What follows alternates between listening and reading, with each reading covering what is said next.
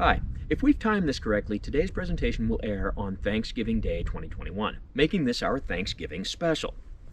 When we make the Thanksgiving special, it's an especially long presentation because we have a few things in mind, such as the possibility that you are sitting at home by yourself because you don't have a family that comes to visit, or you don't have a family that you go and visit, or two, that you don't want your family to come and visit and you don't want to go visit them. Three, that you're not a football fan, so you're not watching football, so you're sitting at home bored, and we're going to try to help to alleviate your boredom. We also entertain the possibility that your family is visiting you and you're hiding from them. And so this presentation will give you something to do while you're hiding from them, or perhaps help in your excuse to hide from them, such as, can you bring in some more chairs? Yeah, just let me finish watching this video first. So today I'm going to tell some very long-winded anecdotes. Typically I try to tell you the short version of things. No, today I'm going to tell you the very long version. We're also going to do some Dutch oven cooking today. That's why I'm wearing my old worn-out hunting coat. If I get a bunch of stuff on this, not such a big deal. Now there are two very important things to keep in mind. One, because of the volume of material and the limited amount of time we've had to prep for this, there are things that I'm not going to be able to just cut and refilm completely. You really are going to have to put up with my Shatner-esque pauses and my very annoying habit of tripping over words and transposing letters and syllables. Like when I say things like swith and messin. The other is that when we do the cooking segments, those are things that have to be done in real time and there's no do-overs. So today's presentation might not be the highly polished presentation that you're accustomed to.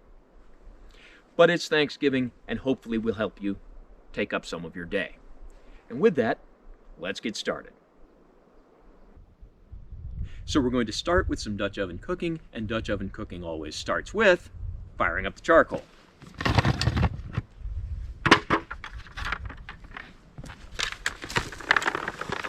And this charcoal lighter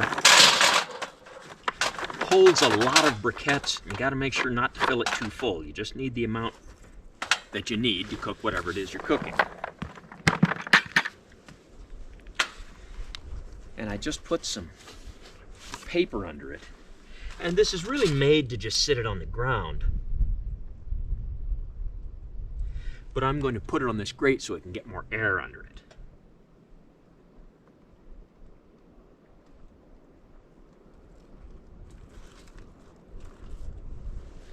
And while that gets going, let's mix up our ingredients. A lot of times when you see me doing Dutch oven cooking, I'm making something that would typically be served for dinner. Today I'm going to start with making some breakfast items, and that's going to start with biscuits. Now as I put my ingredients together, some people will see that I'm using margarine in place of shortening, and they will get all kinds of freaked out and tell me that margarine is only one molecule away from plastic, and they will insist that I should use butter. When I'm using something in place of shortening, I think margarine makes a better product. I also think margarine is better for greasing a pan because it won't burn like butter does. Butter has its applications, but in place of shortening in my biscuits, that isn't one of them. Now there's a product that some people have, like this stuff that's called, I can't believe it's not butter. Yeah, I can. I find it very easy to believe this isn't butter. This is a product I wouldn't use. Okay, that having been said, let's try to make some biscuits.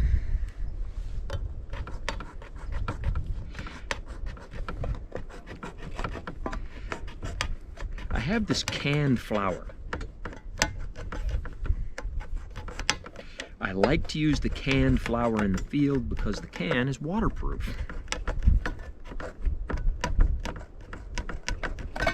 It's also vermin-proof. One of the problems with MREs is that although animals aren't supposed to be able to smell what's in there, they can. And animals get into MREs, well, that would be quite a mouse if he could get into this can. Now, very important. Find the desiccant pack. Very important, find the second desiccant pack. Then I put in my flour, This is like sifting it as I go. And I make sure I keep just a little bit left. Then we put in our baking powder. Got to make sure we look at it. Yeah, that is baking powder.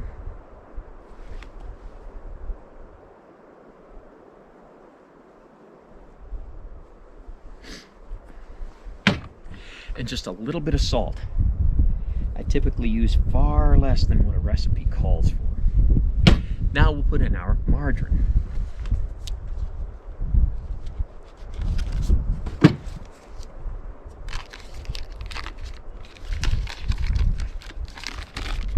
Oh, this box, I keep a lot of my cooking stuff in it. I take it to Black Powder Rendezvous. It blends in really well. Some people have asked me where you can get a box like that. You can't. My dad made that box sometime in the 1970s.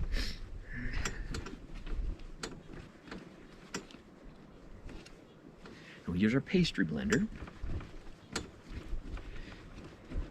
which by textbook, and I've said this before, is not for blending pastry, it's for cutting in. Yes, that was actually a question on the written test in cooking class.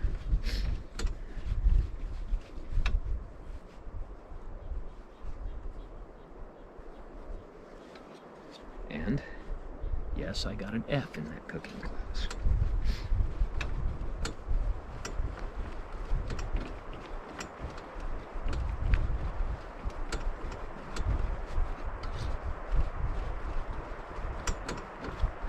You'll see as I do this, I'm doing a pressing and turning motion.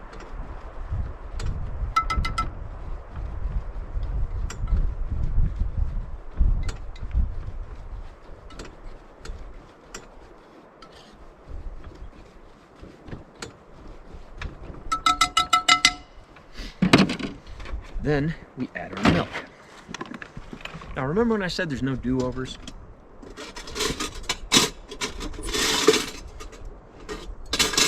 You have to get the fork out ahead of time.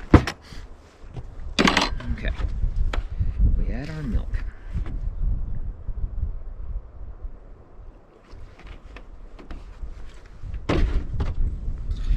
Mix, mix, mix, mix, mix.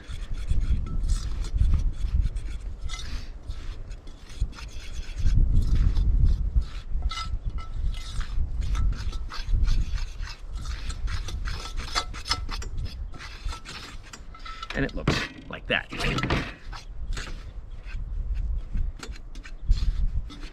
And as we get that mixed, and this is a crucial thing, as I'm mixing this up, it looks like it might need just a little more milk.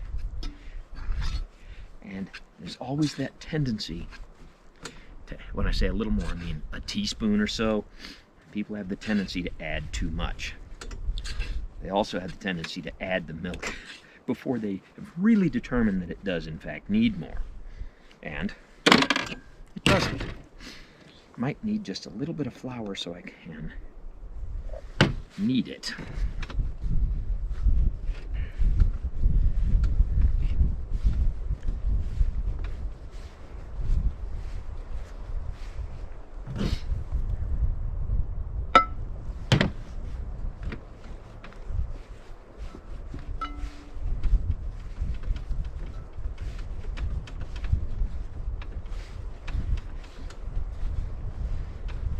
And we get our flour in there.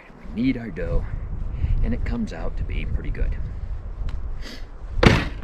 Then, take a lid, and we'll grease up our pan just a little bit of margarine.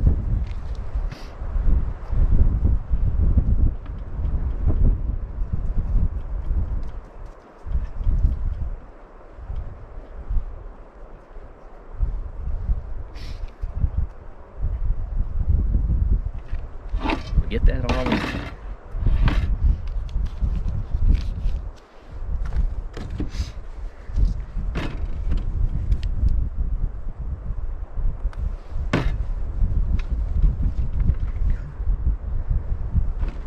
And typically you'll take your biscuits and roll them out and cut them, yeah, in the Dutch oven. We're just gonna wing it.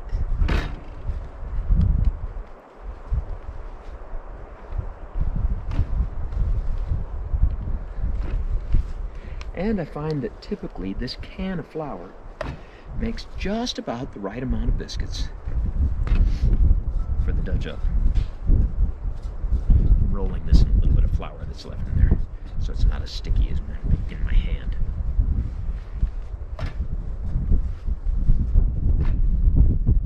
And we want these all to be halfway close to the same size. This first one I made just a little bit bigger.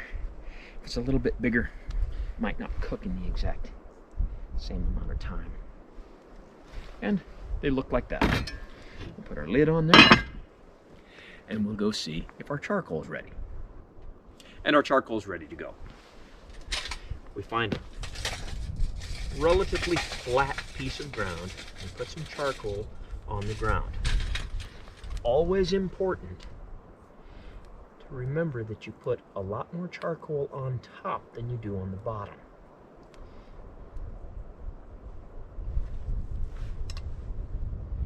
And we put our Dutch oven on top of this. Try to keep it level. And try to make sure none of the coals are actually touching the bottom of the oven. And this is a high-tech charcoal manipulation device. And put the rest of the charcoal on the top.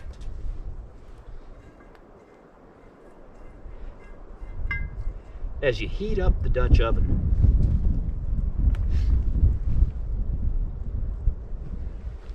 the heat will go down to some degree, and you always want to have more heat on top. Put too much heat on the bottom, you burn the bottom of whatever you're making.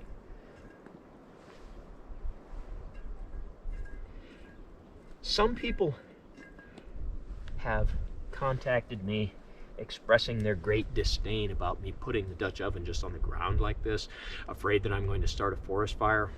Well, although today is balmy tropical conditions, we've had torrential downpours here for days. The chance of forest fire here is just about zero when I'm putting the charcoal on this dirt.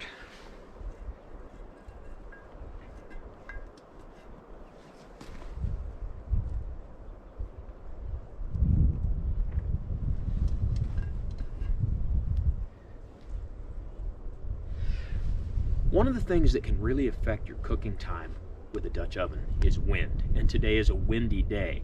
So I'm going to put in place a windbreak.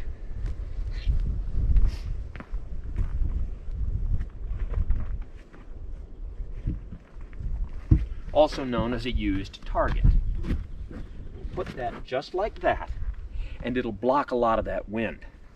And a crucial thing, as soon as I get this together, is to then adjust the bezel on my watch so I know how long it's baking.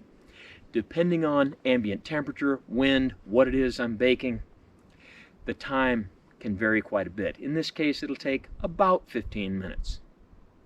So while this is baking, we go on to the next step.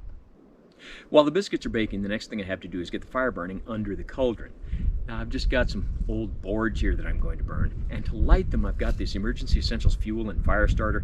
You can see that in one of our previous Thanksgiving presentations. It's this granulated stuff that comes in this can.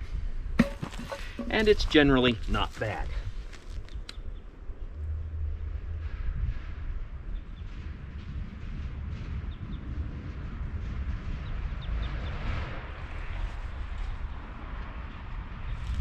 And it's burning, and that'll catch on soon enough. Some people will say that you need to heat the pan before you put in it whatever it is you're going to cook.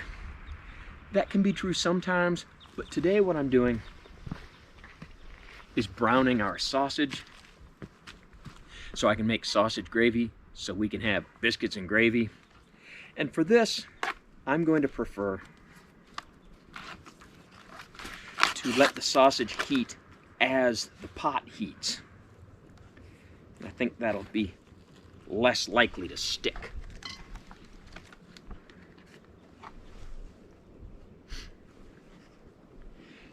Oh, and sometimes you might be tempted to just throw things like this in the fire. Yeah, not under the pot. And while we're waiting for our sausage and our biscuits, it's a good time to clean our bowl.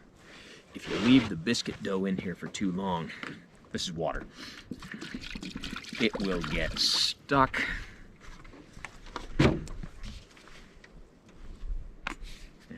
soap in here. Doesn't take much, which is good because there isn't much in here. And something I've found that can be really good for cleaning in the field are these compressed paper towels or compressed washcloths. In this case, I think this one's actually cloth.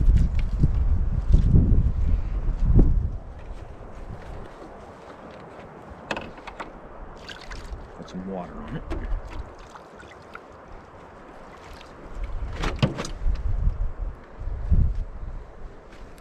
And it becomes a Baby Yoda washcloth.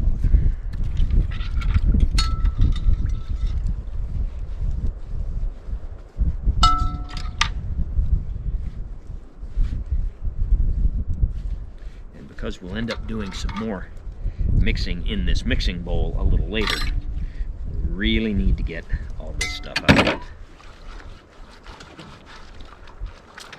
And even after this short period of time, this biscuit dough is already starting to get stuck on the sides.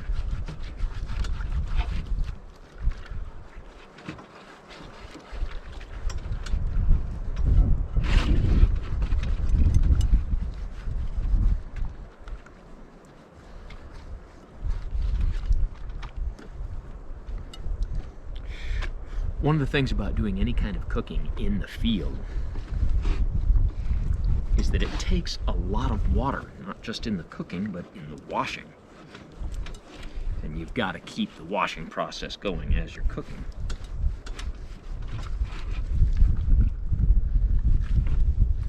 There we go. There we go.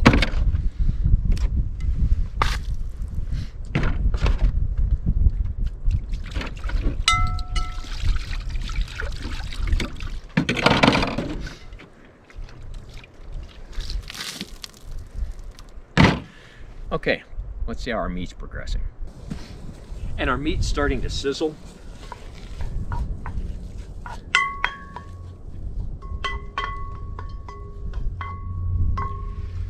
But again, with the wind we're having, it's blowing a lot of that heat out from under the pot. So we need to lower that just a little bit. That ought to do it. Heat regulation while cooking over a fire is very important and can be difficult to do. And now it's been about 20 minutes and we'll check on our biscuits.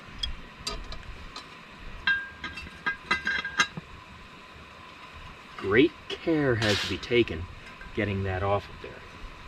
And they look like they're not quite done. Pretty close, but just a few more minutes.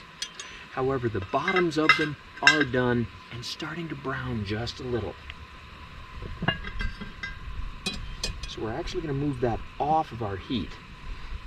Just a couple of coals left under there. And we'll take our high-tech charcoal manipulating devices and put more charcoal on the top.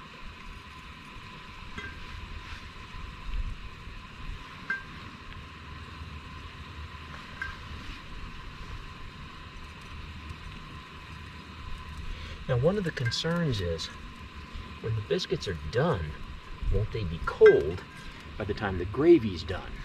We try to time that, and even if the gravy isn't done at the exact right time, these biscuits will stay warm in this Dutch oven for a long time. It retains a lot of heat.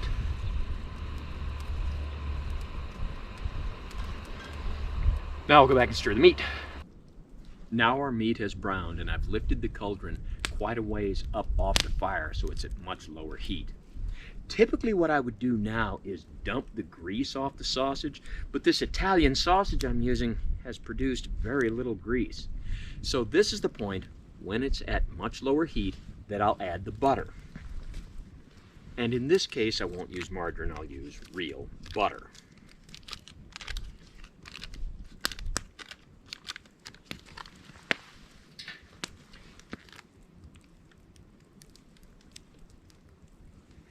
and I'm going to use half a stick.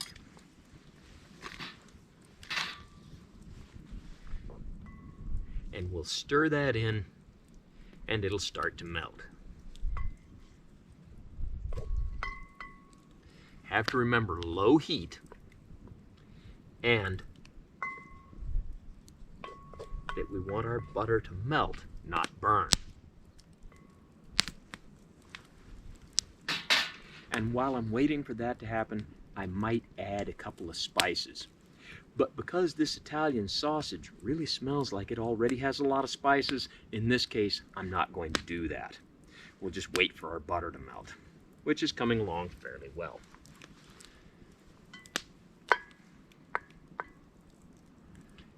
If I chunk what's left of that into smaller chunks, it might melt a little faster. And here's where we'll put in our flour, being careful to add just a little bit at a time. I've opened a new can of flour, and again, have to find the desiccant pack.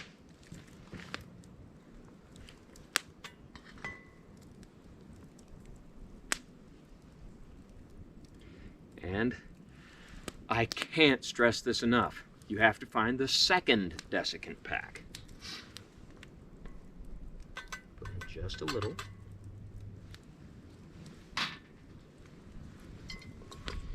Stir that in.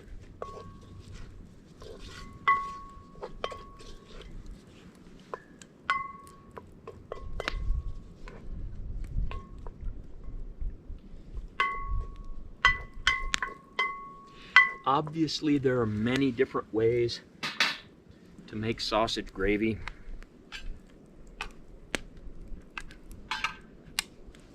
I am in no way advising anyone on how they should do it, only demonstrating how I do it.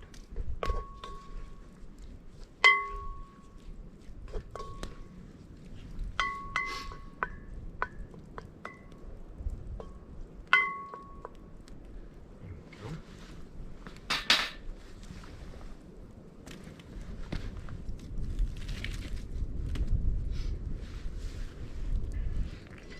Actually going to lower this down just a little bit.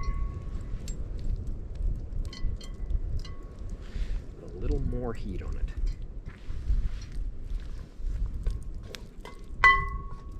There we go. And add some more butter.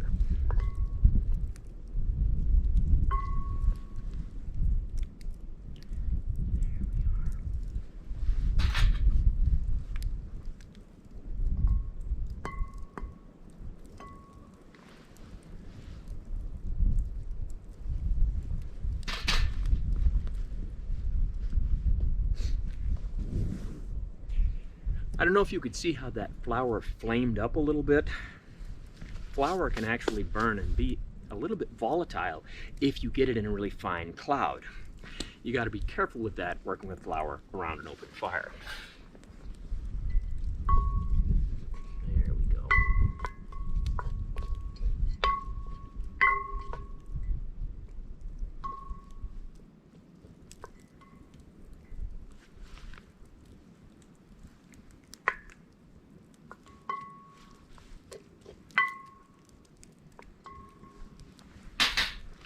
And we need a little more wood to stoke the fire.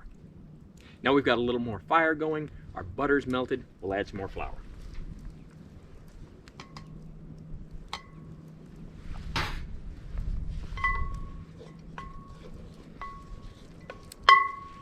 There we go. We get this kind of thick paste going on.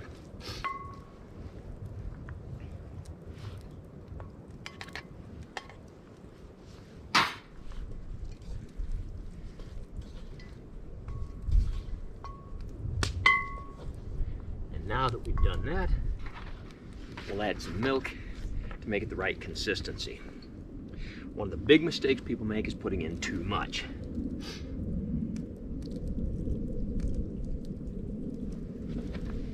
So we want to start with just a little.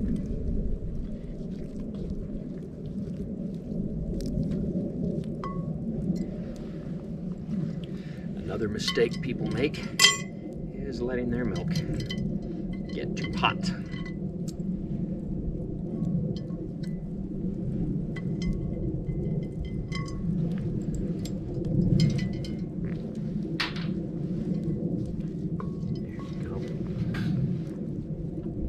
And of course, there's differences of opinion as to how thick the gravy should be.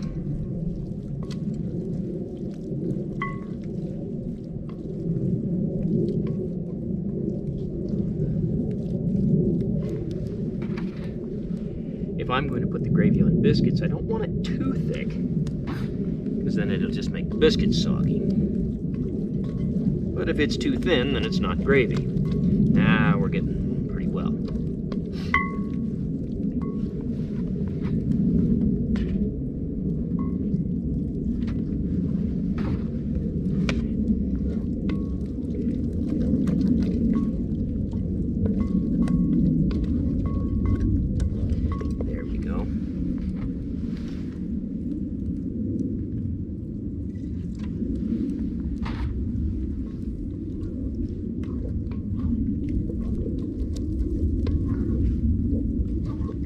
Looks like it's going to be just about right. And a few minutes ago, our biscuits were done baking. Took them off the coals, but they're still in the Dutch oven staying warm.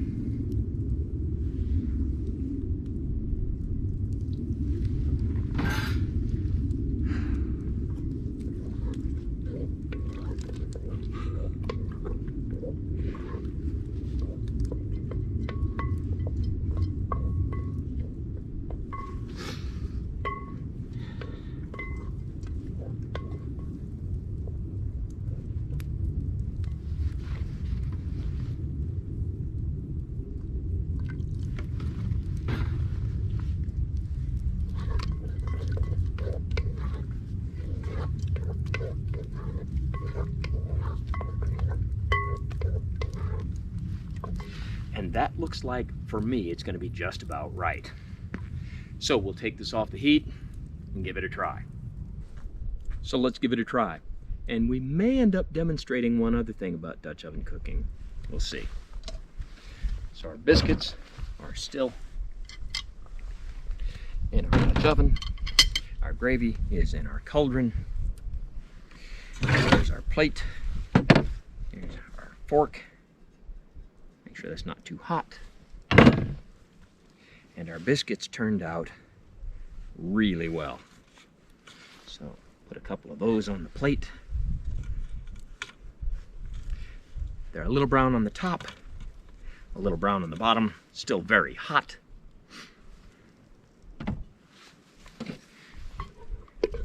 And the gravy has only been off the fire for a couple of minutes, and again, this cauldron will stay warm. Different people have different opinions on what would be the appropriate thickness. And since I'm the only one here eating it, I guess my opinion's the only one that matters on these.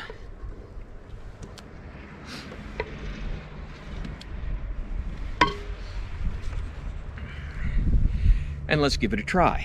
Now, before I try this, there's a very important thing to say.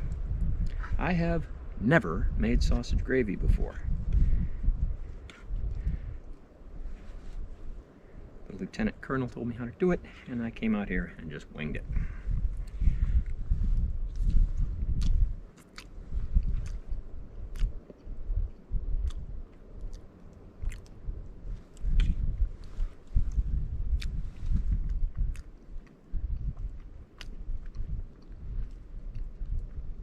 The consistency of this particular Italian sausage, some people may like or not like.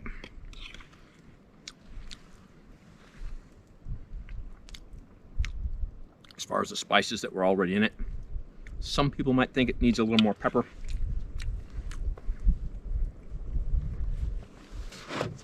For me, this is sufficient.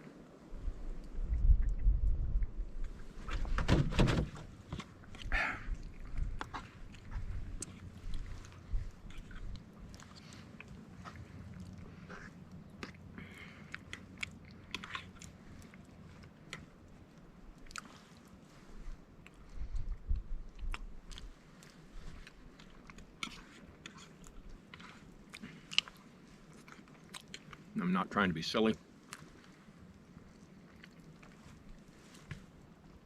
But damn, that's good. Now let's make another breakfast item. And again, this will start with firing up our charcoal.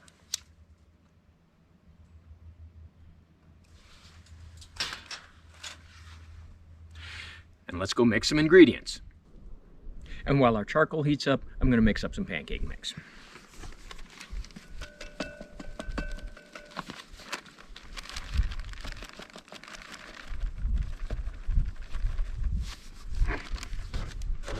And according to the instructions, just add water.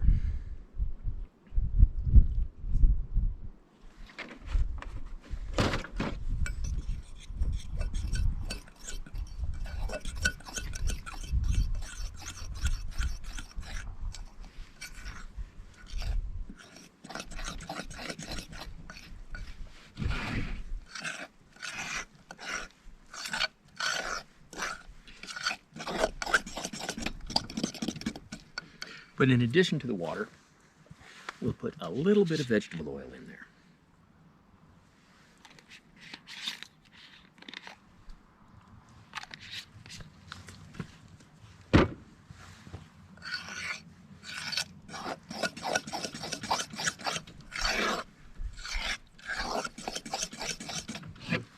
And that's fairly thick. Also, as it sits for a few minutes, it'll get thicker. And I'm going to want it to be just a little thinner than that.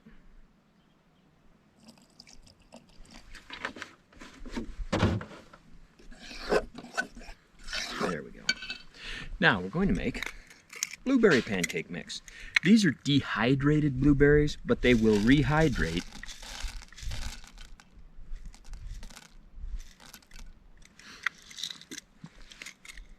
in the pancake mix.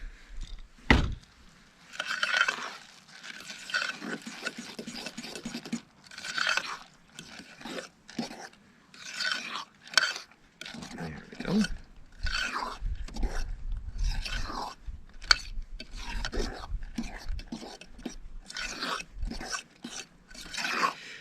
Some people, when they make things like blueberry pancakes or blueberry waffles, they'll just put a few in, kind of token blueberries. Reminds me of pork and beans, where it's beans and a little piece of pork. Now, if I'm going to put blueberries in there, I want enough blueberries to make the difference.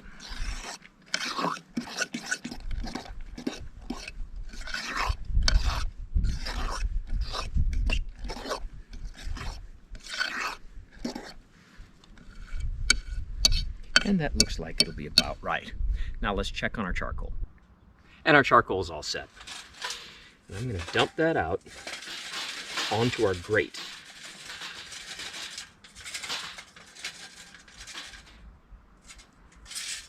About that much. And then I'm going to put our waffle iron on top of it. Move that a little bit to where it's more level.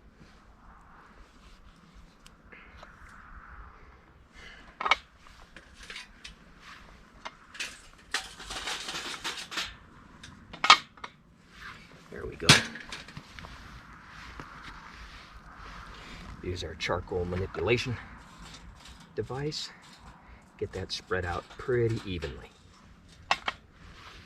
I have to put it on this grate because if I just put the charcoal on the ground and put the waffle iron on top of it, there isn't enough airflow and the charcoal will go out.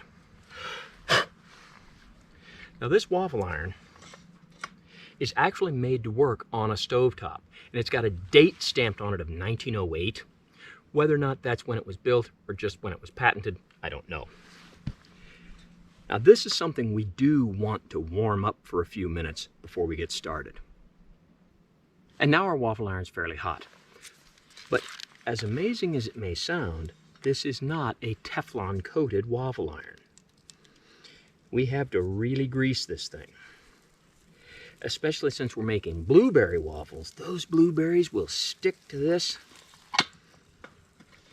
And I'm going to turn that over a couple of times, let that margarine melt and get coated all over.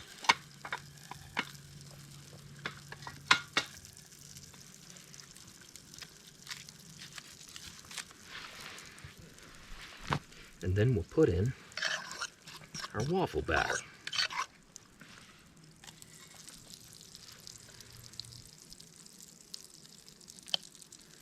Got to be careful not to put in too much, or it'll end up overflowing. Then as soon as I put that in, turn it over.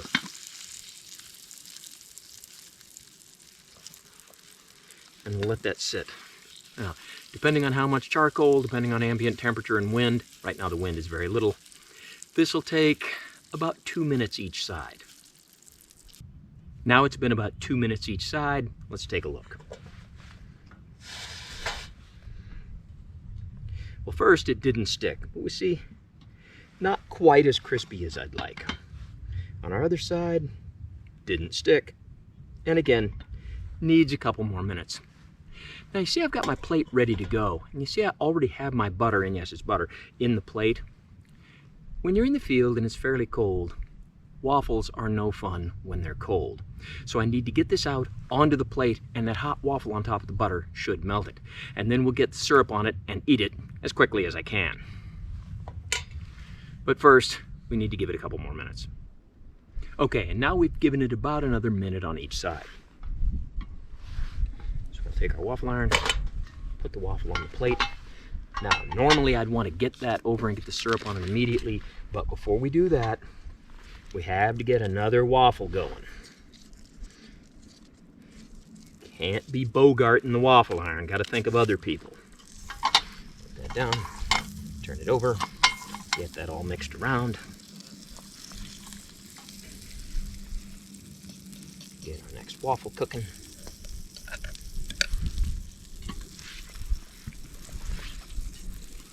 Flip that again, and let's get some syrup on this. Some people do not heat up syrup. I really like warm syrup. So while the waffle was in the waffle iron, the coffee pot with water in it was over the fire heating up this bottle of maple syrup. Got to be really careful when you do this. Get some of that on there. Put that back in the warm water to keep it warm. Remember, there's butter on the bottom of the waffle, which has, to some degree, melted. And let's give this a try. This old waffle iron will make waffles quite a bit thicker than your modern one will, unless it's one of those restaurant Belgian waffle things. And so quite often one waffle is enough.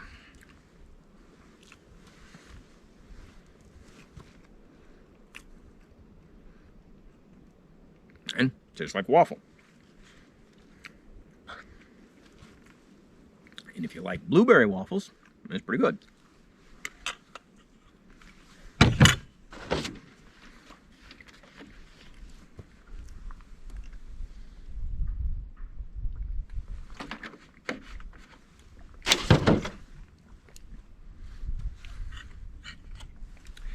And in the field, where pancakes always end up cold before you get them on the plate, having an actual warm waffle can be really nice.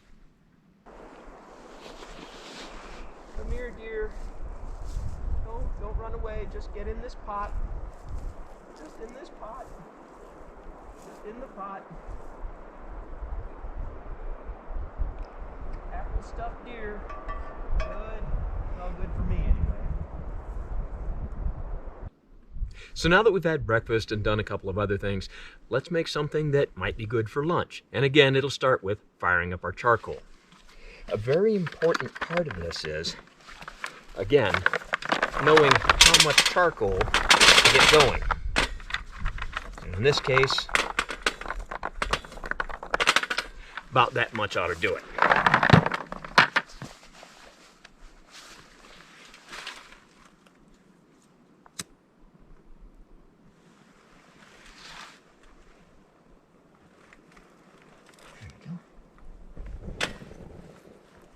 And again, let's go mix some ingredients. So when we're talking about things to make for lunch, we're going to start with cake, of course, specifically spice cake. In the field, I like to use cake mixes because these days cake mixes are pretty good and they're a whole lot more convenient than trying to bring out the individual ingredients. One of the very important things about using a cake mix like this is that after you get the mix in the bowl, don't just throw the box in the fire. The instructions are on the box. But before we get to the instructions, there's a few things I'm going to add to this. First, I'm going to take some margarine. Yes, I know everything's better with butter, but for baking things like this, margarine to me works a little bit better. And the first thing I'm going to do is grease the pan.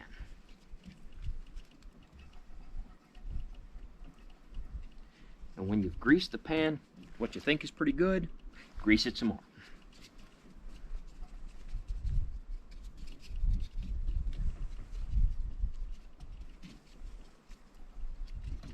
Okay, then I'm going to take the remainder of our stick of margarine and put it in the cake mix. Now, this is spice cake. I found that I like it to be a little, not too much, but a little more spicy than what they include. So I'm going to add a little bit of cinnamon. Just a little bit. And I'm going to add a little bit of cloves. Cloves can be overpowering, so you got to make sure you add just a little.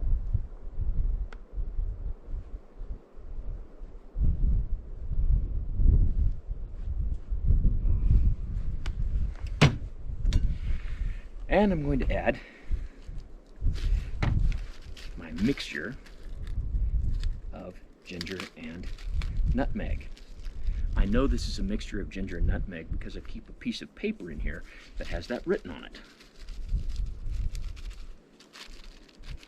Doesn't take much. That's why it's in the little Ziploc baggie that goes in the glass jar. Now once I've got that in there, I'll use my pastry blender and cut in that margarine.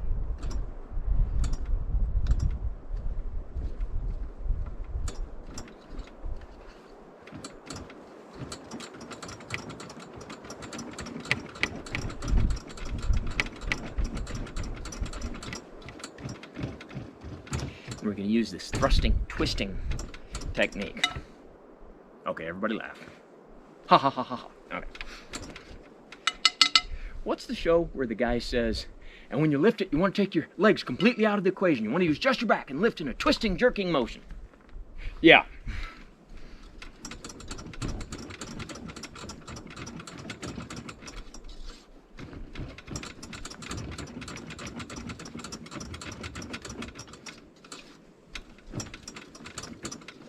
And I find it's really helpful when doing this if I say, mixy, mixy, mixy, mixy, mixy.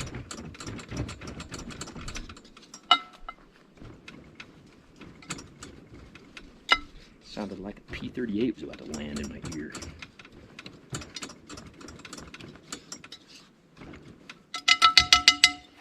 Okay, then look at the instructions. A cup of water. I pre-measured out a cup. And this is one of those you really do want to make sure you measure correctly. And a half cup of vegetable oil. Now on some of these you can use margarine instead of vegetable oil. If I want a really moist cake and one that doesn't stick to the pan, I'm going to use both. Half cup of vegetable oil, and again, carefully measure it.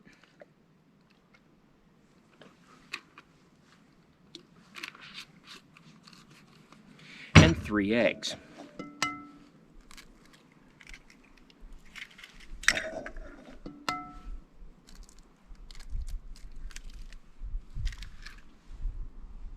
Get that shell out of there.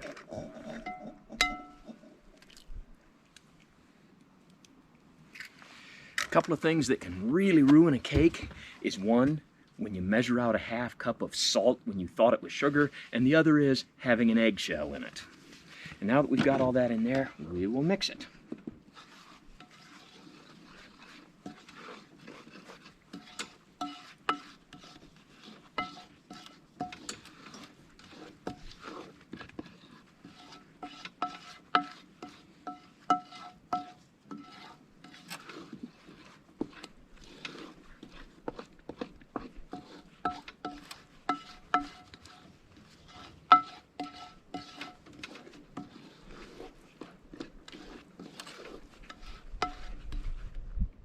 No, it's not that I don't like using the handheld beaters.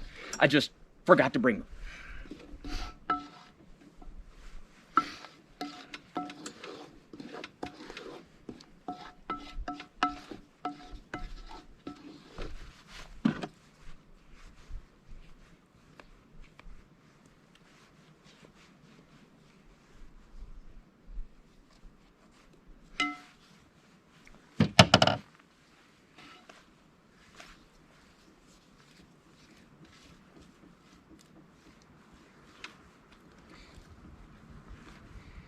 All mixed up.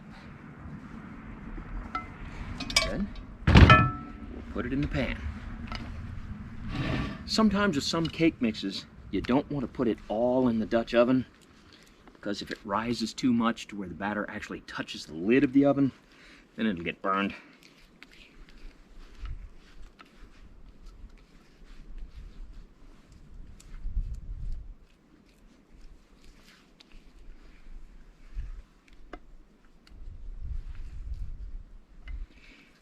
And part of the cleaning process is making sure I use the rubber scraper to get as much cake batter out of the bowl as I can now, so less to clean out in a few minutes.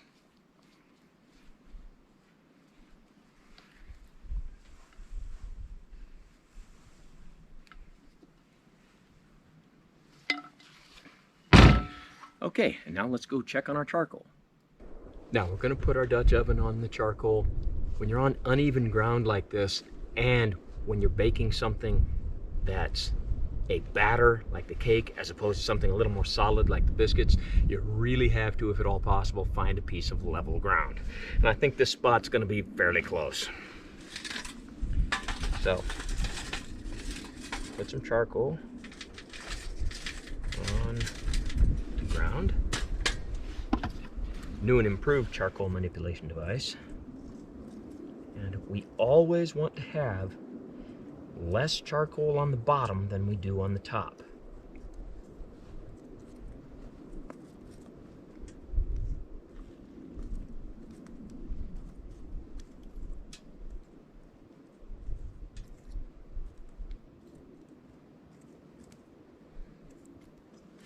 That ought to be pretty good.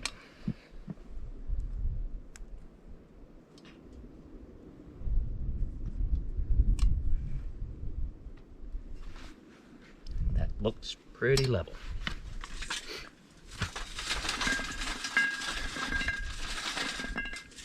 And we have to be really careful with the cake because we don't want to get too much heat so we burn the outside before the inside is baked.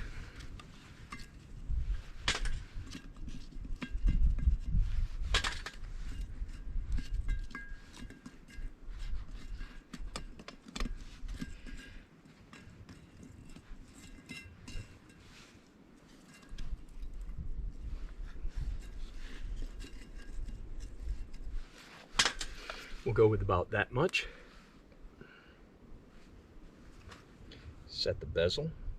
I don't like to talk exactly about how much time it will take because that can vary a lot depending on what you're baking, what Dutch oven you have, ambient temperature and things like that. But for me here, it's going to take anywhere from 16 to 25 minutes. And I always want to check early, and I always want to err on the side of caution. If it's not done, I can put it back on the charcoal for a few. If it's burned, you're kind of stuck. Now, before we go on to the next thing we're baking, we have to fire up the charcoal again, which in this case, I have a few left. And so I will use these to light the next stage of charcoal.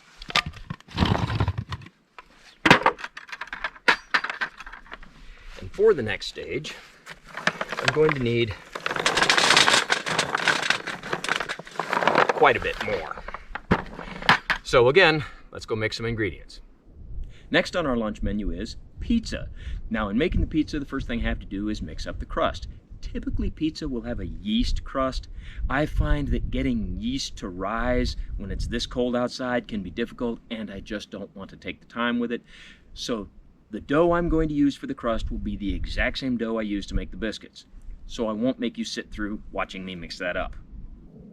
The one part of this I will make you watch, again, After you find the desiccant pack, make sure you find the second desiccant pack. Interesting development. Put in my flour, put in my margarine, so forth, put in the milk. Okay, then decided I needed to add a little more flour. Always keep some flour left in the can. Except as I dumped it in, what did I discover? Much to my chagrin, a third desiccant pack. Typically they only have two. You always got to be on the lookout for the errant third desiccant pack. And our charcoal for the pizza is almost ready, but before we do that, we have to check our cake. It's been about 19 minutes. Must be very careful when you take the lid off. No, our cake has a long ways to go. So we'll give that at least 10 more minutes. So we've got our dough made. Here's our Dutch oven. Before I put the dough in the Dutch oven, I'm going to grease the pan, but for this I'm going to use vegetable oil. It doesn't take much.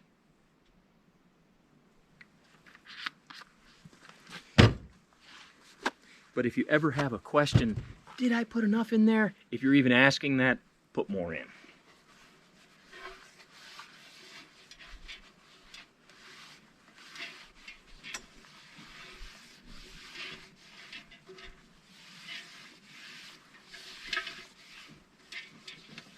Grease that up pretty well. Then we'll take our dough,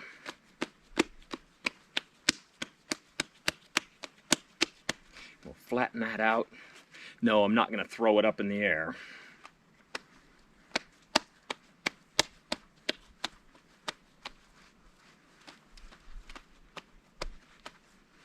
Get that stretched a little bit and put it in the pan.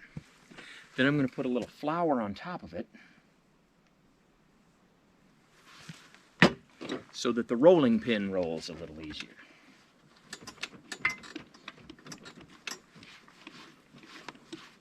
And roll that out.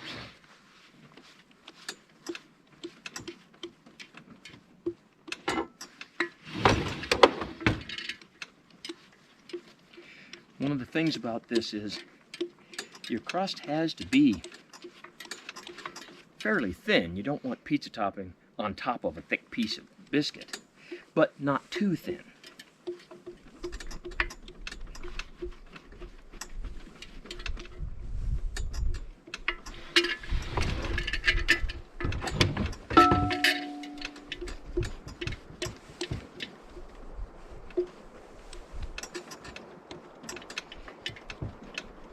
Okay, now see if I can move the camera to give you a good close-up of what I'm doing here. So as I roll this out, it's getting thicker near the edges, and I want to do that while making sure that it's not too thin in the middle. And I'll put a little bit of a lip on the edge so it will hold in some of the ingredients. But you can see in parts of it, like right here, that's too much. So I'll just take the back of this fork, not like it has to be very sharp, and I'll cut that off. Throw it back in the bowl for a minute. Press that up here. You can see there's a little too much there. So we'll cut that off. Throw that back in the bowl. Start pressing that around. And it's looking like it's getting to be, but oh, maybe a little too thin in a couple of places. So I'll just cut and paste some of this dough. Just like that.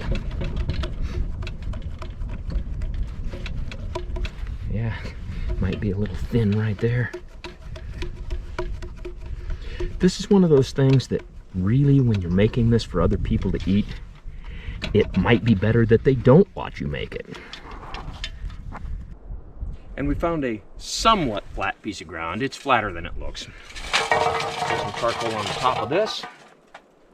And then just a few on the bottom.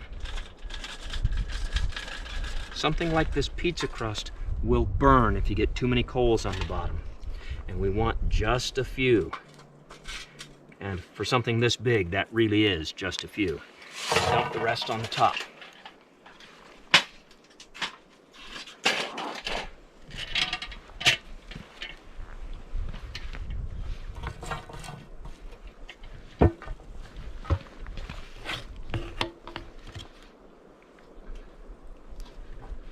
just like that.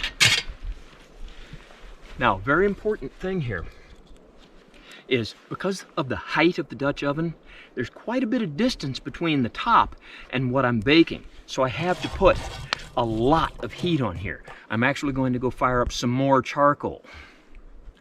And I can't stress this enough, just a few on the bottom. And after a few minutes, I'll turn this to create a more even heat.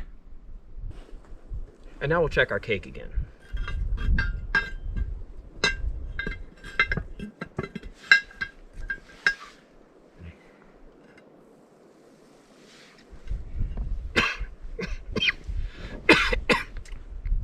And now I put a little too much heat on there, so the top is browned just a little more than I like. Doesn't look too bad, and our cake's completely done. And now we'll check and see if our crust is done. And this is a delicate maneuver, because you don't want to spill any of the charcoal in the crust. And I can tell just by looking at it, it's done. So we'll take that off the heat, and then we'll take the lid off, so we don't need any more heat on there. And now we'll get our toppings ready. Now we start with our very sophisticated sauce recipe, which is opening a can of tomato sauce and pouring some in there. Now here's a point where it really is easy to get too much, so you've got to be careful.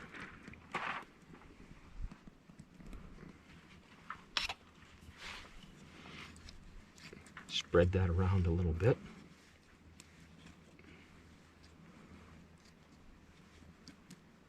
There you go. And then add our spices. And this is a mixture of oregano, basil, and sage. Parsley, sage, rosemary, and thyme.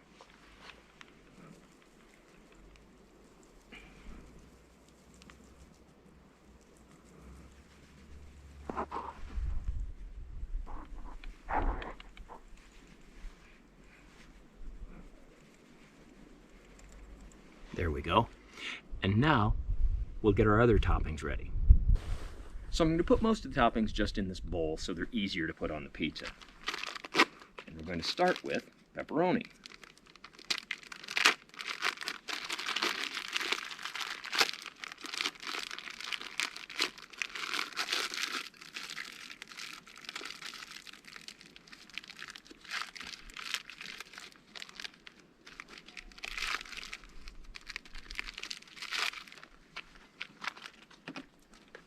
Get the desiccant pack out. Peel them apart so you don't have too many sticking together.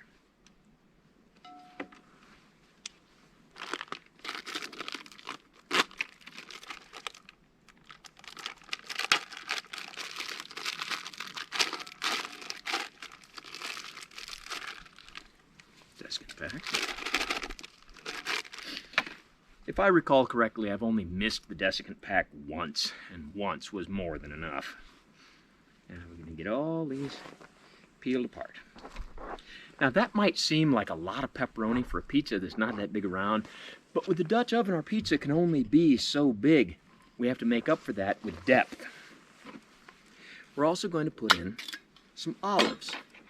So we'll drain the water off those.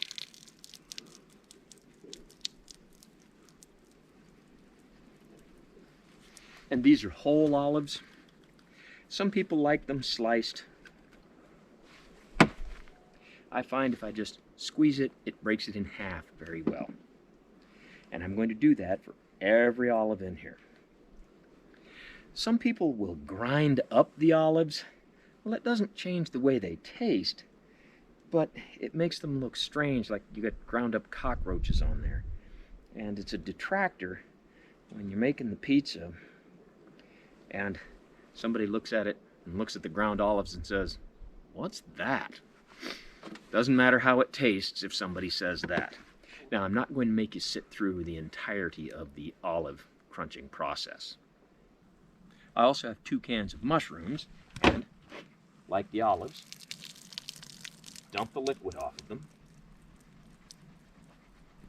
Yes, that is bothersome when I'm cooking in the kitchen and I forget that I'm in the kitchen and not outside and dump something on the floor.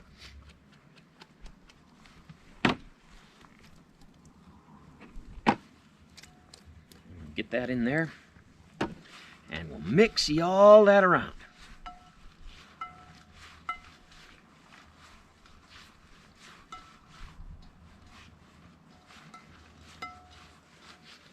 And then we'll go put it on our pizza. And before we put our toppings on there, we have to put on just the right amount of mozzarella cheese.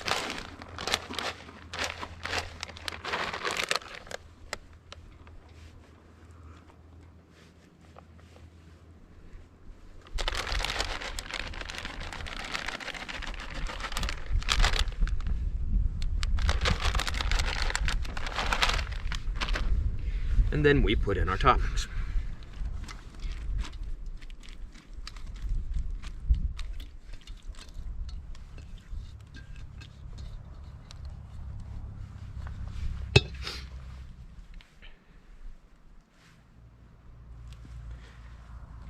And again, we have to remember that because we're limited in space this way, we have to make up for it in space that way.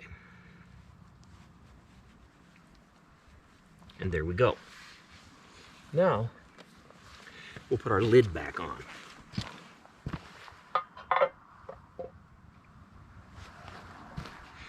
Must be very careful.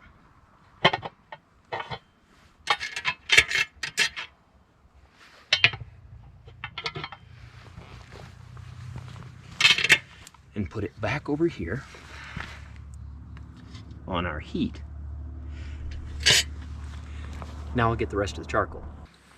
Now here's one of those things I was talking about where you have to do this in real time and there's no do-overs. I have to take the lid back off. Because after I put on the rest of the toppings, I want to put on the rest of the cheese. Now we put the lid back on. And if you watch closely, you will actually see I get more gray hair as I do this. This is a very delicate part of the operation that absolutely must be done correctly. As it really ruins the entire program if you get any of that charcoal dust in the pizza. Now, because we need a lot of heat to melt that cheese and cook that pepperoni, get that pepperoni crisped around the edges a little bit. And our charcoal is a ways from it. We have to use a lot of charcoal. I'm actually going to go set up some more charcoal. If I had a shorter Dutch oven, not too short, but shorter than this, it would help this process, but this is the Dutch oven I have. And while we're waiting for our pizza to bake, we'll frost our cake. It's spice cake, so I'm going to use cream cheese frosting, which is going to start with Betty Crocker Rich and Creamy Cream Cheese Frosting. And I'll put that in our smaller mixing bowl. And one of the problems with it is that today's not exactly what you'd call a warm day, so it's a little stiff.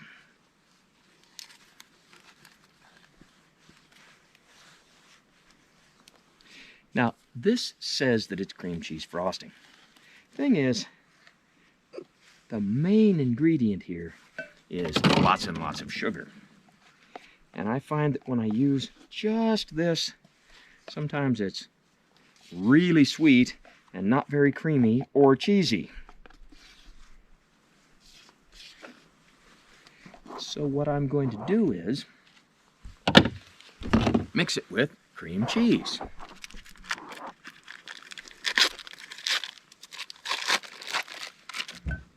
Like so. And we'll mix that in fairly well.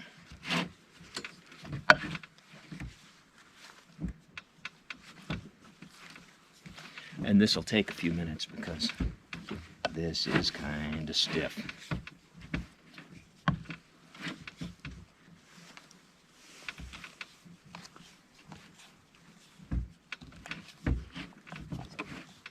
Okay, and I won't make you sit through the entire process of mixing this. But, you know, sometimes, do you ever get the feeling that you're being watched? Now we've got our frosting mixed up, and I've already scraped that little burned layer off the cake and blown that off, so we should be able to frost our cake just fine.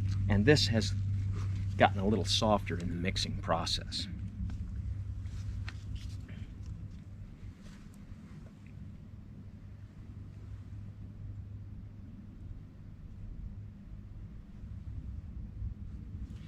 And our cake is really soft, so we got to be gentle with spreading this stuff out.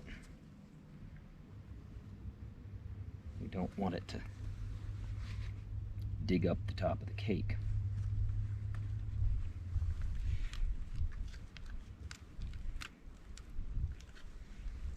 Now, some people might think this is an excessive amount of frosting. But remember, some of it's cream cheese. It's not all just pure sugar, just mostly. And a lot of cakes you can frost the sides. This I can't because it's still in the Dutch oven. And I've explained this before. My philosophy of frosting on a cake is, if you have too much, then whoever's eating it can scrape off the excess frosting. If you don't have enough, that's no fun at all. So we'll spread that out very gently. Yeah, and remember, there's only 302 days until hunting season, so have fun while you can.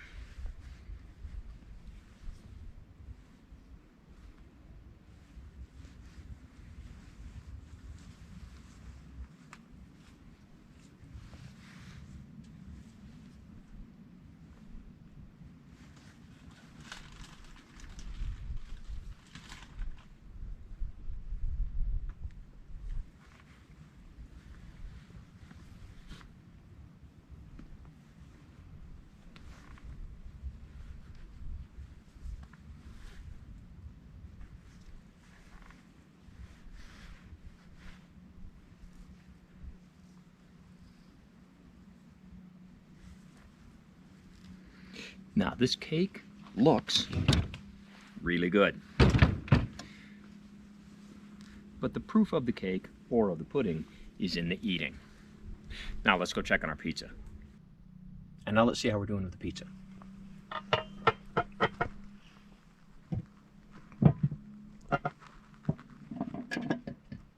There we go. And our cheese on top is browned just a little.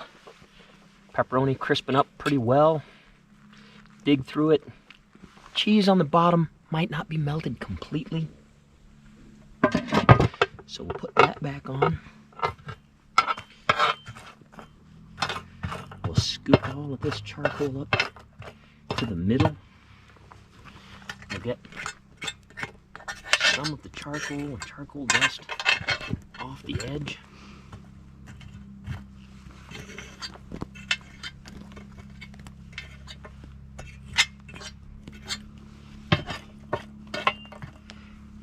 And we'll put some more charcoal on.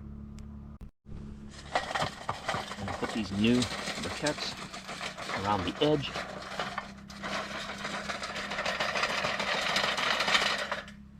And we're going to give that maybe 10 more minutes. And now let's take a look.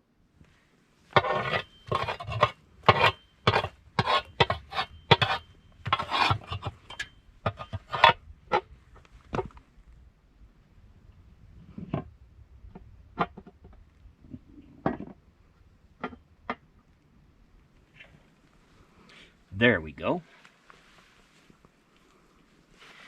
And that looks just about perfect. So let's try our Dutch oven pizza.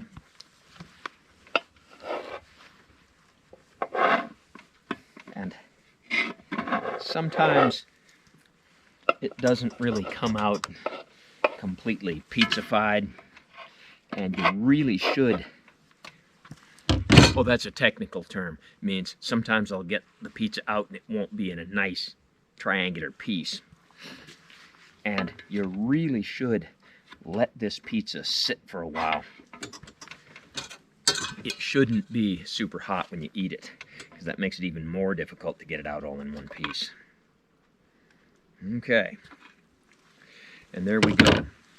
And again, because of our limit in terms of horizontal, we have to make up for it in terms of vertical. So we have one piece of very thick deep dish pizza. And I see that our cheese is melted, but not as much as I'd really like it to be.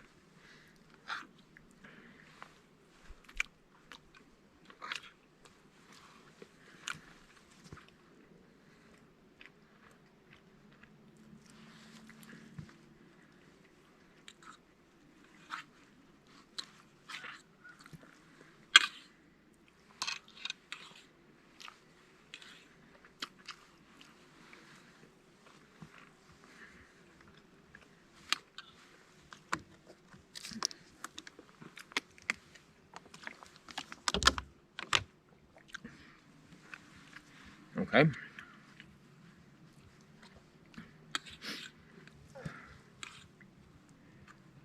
In terms of the spiciness of the sauce, seems okay. In terms of the way the crust was cooked, seems okay.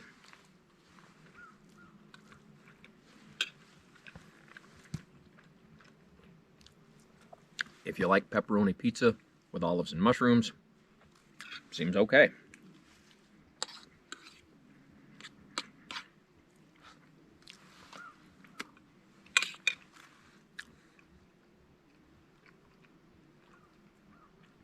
Not bad. Now,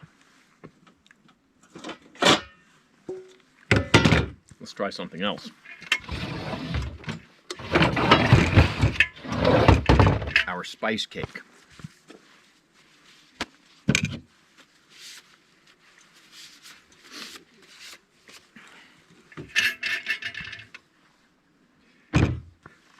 And again, when you're trying to get the cake out of the Dutch oven, it'll usually come out in a piece that's somewhat cakey.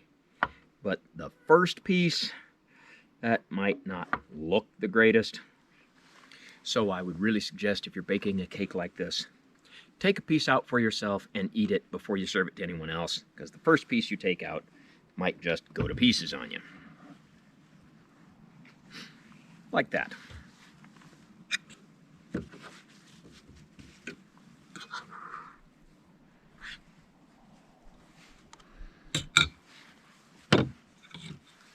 And what I can see from this is the bottom of the cake turned out perfectly. The cake is baked all the way through, but not overbaked. It raised just enough, and I had just enough heat on the top that just the top was a little overdone.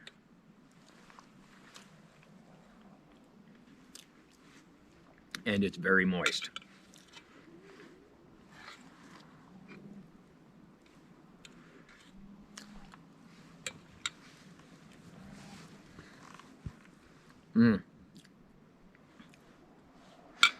And adding the cream cheese to the cream cheese frosting, now it tastes cream cheesy and it's not just pure sugar.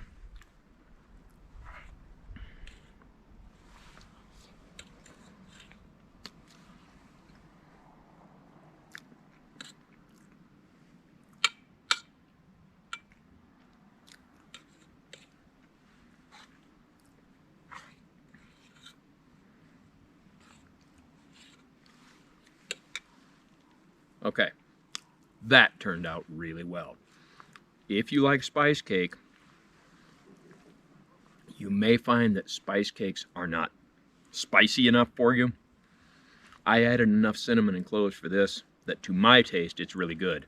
A lot of people might want a little less cloves than this, but since there's nobody else around and I'm not going to share it with the deer, for me, it's okay. So we've made some things we might eat for breakfast, some things we might eat for lunch. Now let's make something that we might eat for dinner. And what I'm going to make is what I call cattle drive chili. And that's going to start with browning our ground beef. A lot of times people will want to heat up the cooking vessel before they put anything in it. What I want to do is put the meat in and then start the fire so the pan, or in this case the pot, will heat gradually. I think it sticks less if I do it that way.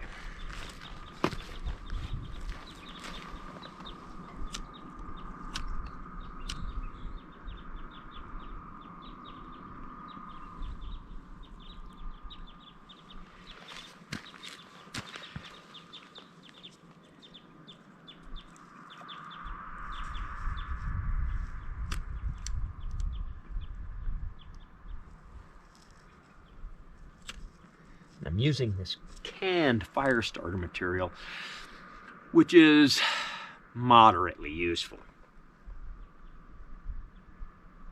And obviously it'll take a while for our fire to get going and our ground beef to brown, so I'll take that time to gather up some more firewood. Now our fire is going a little bit more, the meat is starting to brown. Let me take a moment to explain why it's called cattle drive chili.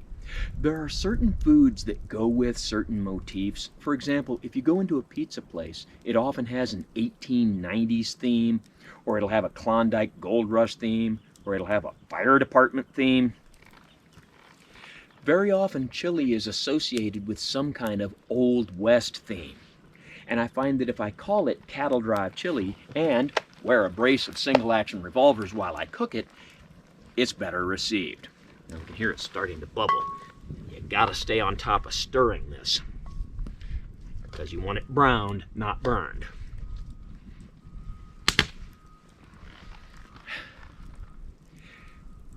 Now, when I do things in this format, I will quite often tell anecdotes to make a certain point, and when I do, I try to tell a very short version of said anecdote. But today, we have time for a longer version.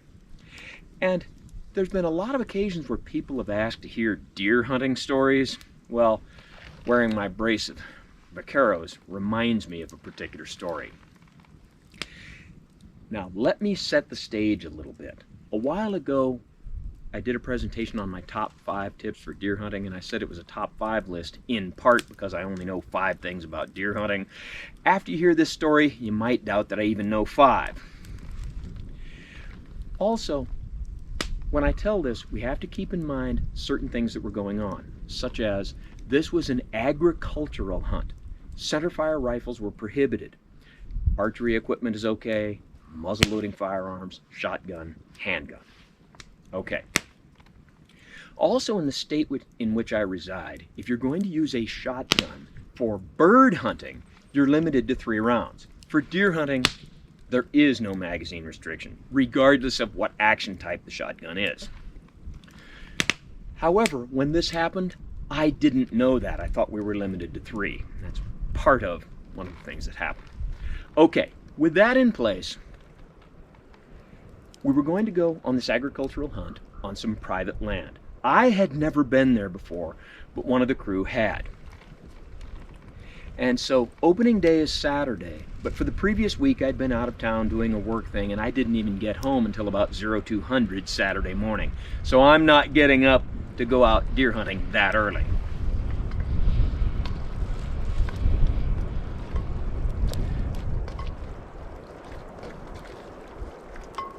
But Ollie got up that early, and he went out to the spot we were going to hunt.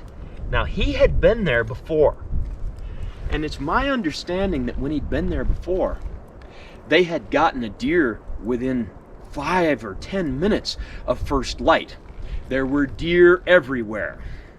Oh, don't shoot the first deer you see, because there'll be a bigger one that'll come along, and that'll probably be only a minute or 2 later. Oh dear, there were so many deer. Okay. Well, about the time I finally drag my carcass out of bed and I get ready to go, Bud and I drive out to this hunting area, and as we're going out there, Bud knew where it was, we see Ollie coming back the other way. Oh, hold on, we pull over. Okay, yeah, show me this hunting area. And Ollie is frustrated, put out, and he starts telling me about how there's no deer. Oh, there's just no deer. Oh dear, there's no deer. Oh, no deer at all. Never saw a deer. Deer are extinct. Okay, well, at least take me out there and let me see this place. Okay, well, I'll take you out there just to see what the place looks like, but there's no deer out there. Okay. So we drive out in 2 cars and we get into this place. And what it is about 400 acres of private land. And there's some trees, kind of like the trees you see here on part of it, but most of it's wide open farm field, most of that being where they grow alfalfa. And through the middle of this, there's a really rapid flowing creek that's about 2 feet deep and 4 feet wide. Well, we get up to the highest terrain feature on this land and we look around, and wouldn't you know it, there's one deer, a doe, and this hunt requires that we shoot a doe. There's one doe about 400 meters away. Okay, we have shotguns and buckshot. I don't think any of us even brought slugs. All right, probably not going to make that shot. But this deer starts walking directly toward us. And it wasn't really running, but it's walking quite fast directly toward us. Okay, hold on, everybody be cool. We'll see how close it'll get. Well, as it comes toward us, there's some terrain features, and the deer goes into a little bit of a defilade. So Bud and I, with our shotguns, and I was wearing my brace of vaqueros, we walk toward where the deer had been, while it's in a position that it can't see us. And we get about 30 meters from the car when the deer comes into view again. Okay, and we just stand there motionless. Now, Bud is carrying my Model 11 12-gauge auto-loading shotgun. I'm carrying a Remington 870 Wingmaster with a 28-inch full-choke barrel, 12-gauge. And I've got my brace of vaqueros. Now, the ones you see me carrying here are 45 Colt with 5.5-inch barrels. The ones I had at the time were 44 Magnums with 7.5-inch barrels. Okay, and we're just standing there, and we see the deer coming. And then the deer disappears again into another defilade, and we wait, and we hear a sound. Hoofbeats. Thump, thump, thump, thump, thump. That's the deer walking across that little footbridge over the creek. Oh, it's still coming right for us. Okay.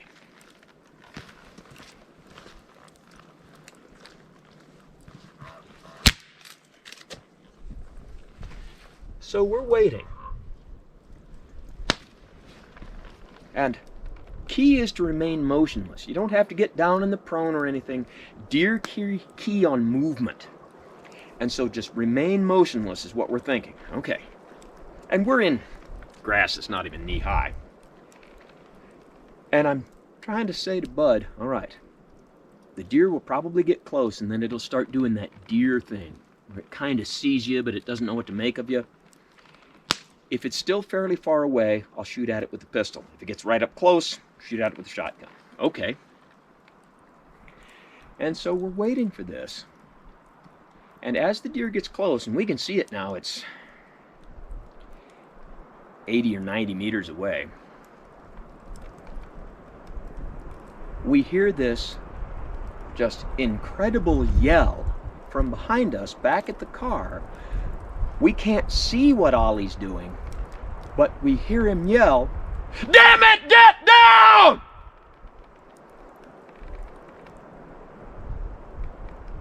Somehow, that does not faze the deer at all. Oh, hold on just a second. Everything's okay, I'm just goofing off. Okay.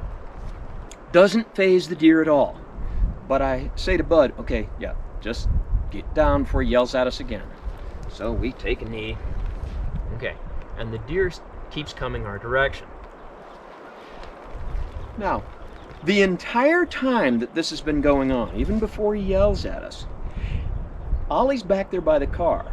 And I don't want to move too much. Remaining motionless is key. So I don't want to move, turn around and look. But he's back there doing something. And we don't know what he's doing, but what it sounds like is this.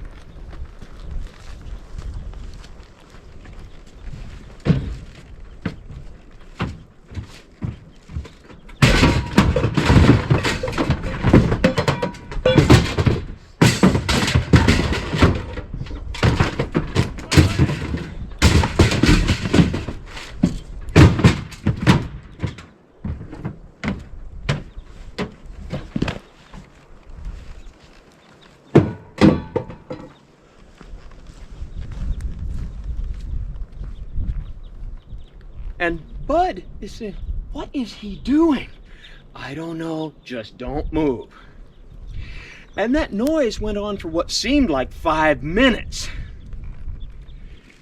Well, the deer finally gets to be 30 plus meters from us. And at this time, I've got my shotgun right here, and I pull out my vaquero. Okay, and I'm getting ready to make this shot, and that's when the deer stops. And it does that deer thing, and if you've ever been deer hunting, you know what I mean, where it looks at you, and looks at you, and you can tell the deer knows something's wrong. And it turns a little sideways and starts to run. Well, as soon as it starts to run, Bud starts shooting at it with the auto-loading shotgun. Now that it's running, I don't want to take the pistol shot. So I just set the pistol down, grab my shotgun, and he fires 1, 2, 3. His third shot goes off about the same time my first shot does. Now he's shooting at a deer with an auto-loading shotgun that's 30 plus meters away, and he managed to miss every shot. Well, when I shot at it, I could tell my first shot hit it. Yeah, but there's more to it than that. I'm using an 870 Wingmaster with a really full choke. And I've got it loaded with military grade 12 gauge 2 3/4 inch double-aught buck 9 pellet. And I'm expecting by the time it goes that far, the pattern's going to spread out quite a bit, maybe even that much. And the deer is running, so I aim at the leading edge of the deer. Okay.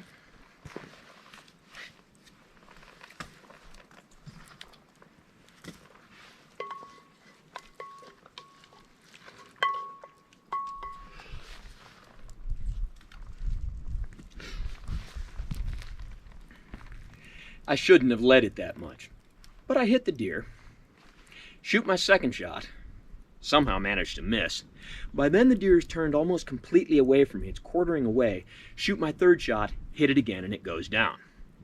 And it kind of gets off into the bushes just a little bit on the edge of a really steep hill. So we got to grab this thing before it goes down the hill. I have every confidence that it's dead. Set the shotgun down, walk over there, the deer's kind of in the bushes, grab the deer by the leg, and discover this deer isn't even close to dead. Pull it back, and it's very much alive. Oh, I better finish it up. I'd set my gun down on the ground because I didn't want to take the time to get back my holster. Well, lucky for me, I have a second one, and I pull out my second revolver, shoot the deer in the head, and kill it.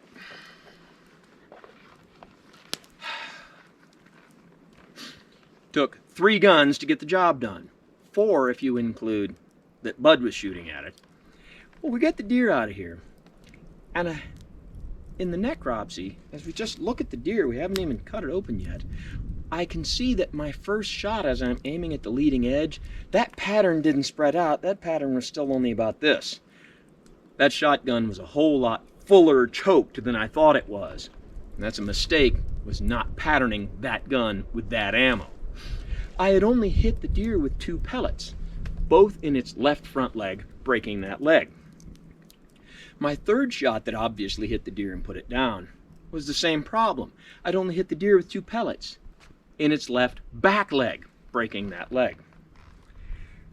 We also saw that the deer had a wound across its chest that just looked like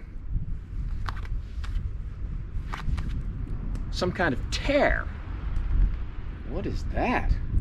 I don't know. It doesn't look like it's directly across. Doesn't look like at the angle I was shooting. Oh! All that noise we heard was Ollie back there getting out his muzzle-loading rifle. Even though he'd been hunting earlier that day, when he left the area, somehow he managed to get that rifle, he unloaded it, then put it in a rigid case that ended up on the bottom of all the other junk he had in his vehicle. And he was back there doing some kind of rummage sale trying to get his rifle out. And he had fired a shot while we were shooting and managed to technically hit the deer, but not in any way that ever would have incapacitated it. So, what can you take from this? Well, for one thing, take the extra second to put your revolver back in your holster.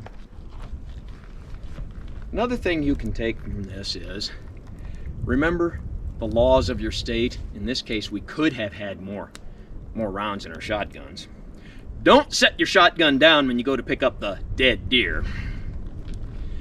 Don't put your rifle on the bottom of all your gear when you put it back in the vehicle. And maybe instead of digging through all his crap and then loading his muzzle-loading rifle, maybe he should have just used his handgun. You can see my reluctance to tell a story like that, but I'm going to tell it here just because hopefully you can learn something from the 800 or 900 mistakes we made. Oh, and if I were to say something about top 10 dumbest things I've ever done while deer hunting, I'd say 4 or 5 of them happened on that particular day. Well, let's check on our meat. And it's just about done. So I'll give that just another minute or two and then we'll drain off the grease. So now our meat is browned, I've drained off the grease, I've brought it up so it's on a lower heat, and the first thing I'm going to add is our tomato sauce. Pop-top cans are really nice to have in the field. And this isn't any kind of spaghetti sauce or chili sauce, it's just canned tomato sauce. I'll start with a couple of cans.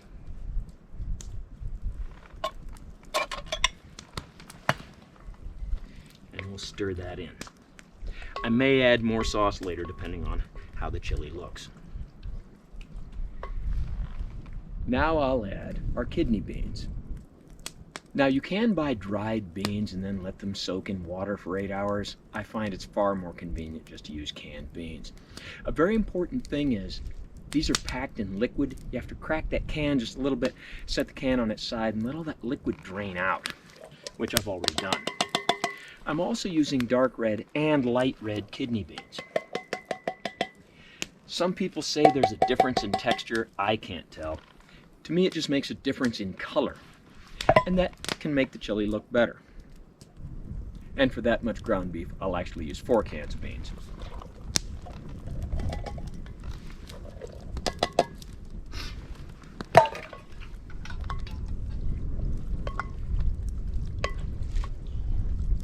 And you have to gently stir it so you don't mush the beans.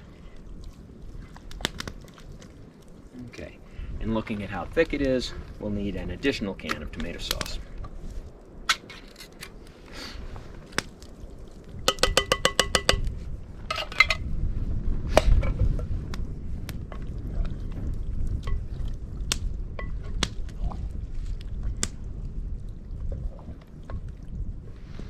Now there's one more thing to add.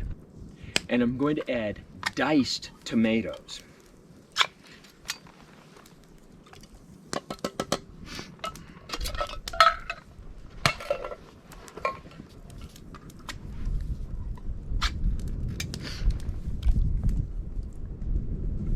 Those are actually diced in chunks a little bigger than I typically like. But once they get stirred in here, I'll just go into the chili and they'll be okay.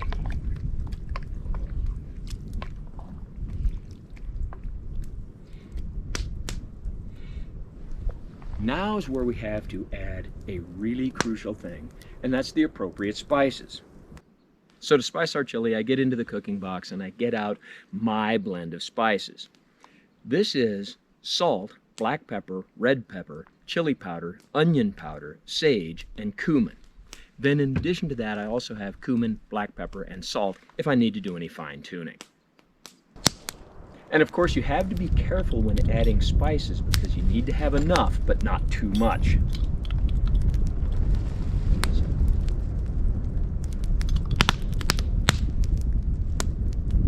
Sprinkle in a little.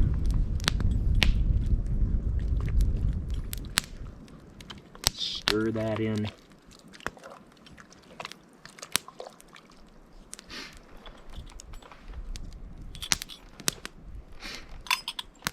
And then we'll stir that in and give it a few minutes for that flavor to blend.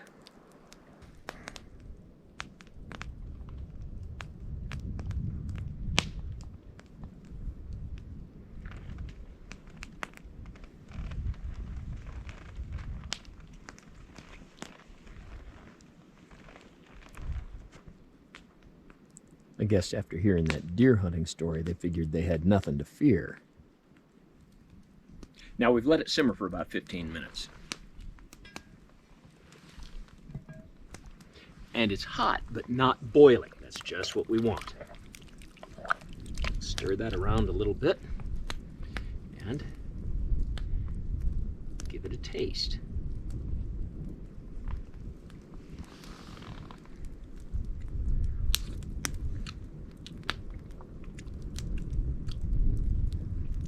Okay.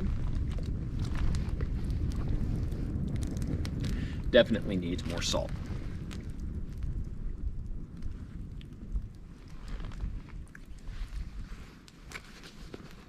I'm going to say just a little bit more cumin.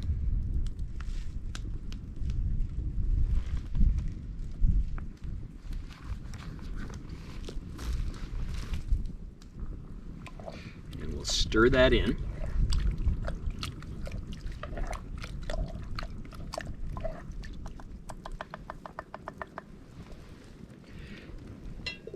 And give that about 10 more minutes. So let's check our chili again. And we see again that it's hot, but not boiling. And the consistency looks, for me, just about right. But the proof of anything is in the eating.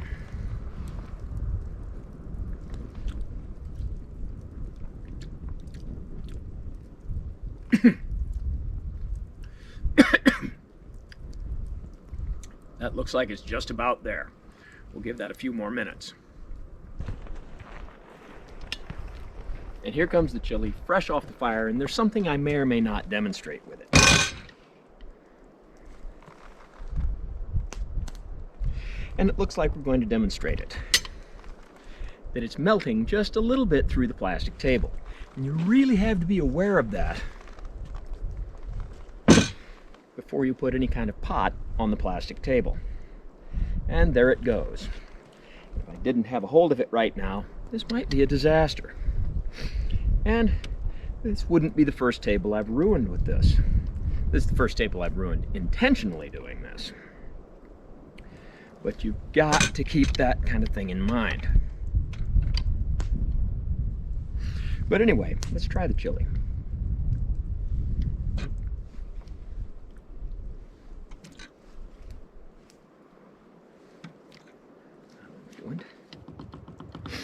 And let's put the cauldron on the ground.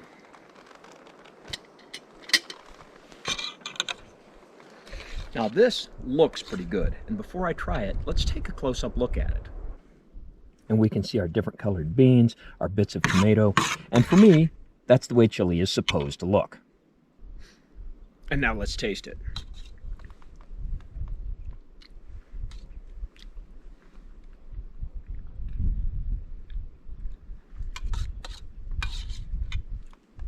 Might be too hot for just a few people, might be too bland for a few people, and you've got to create that balance.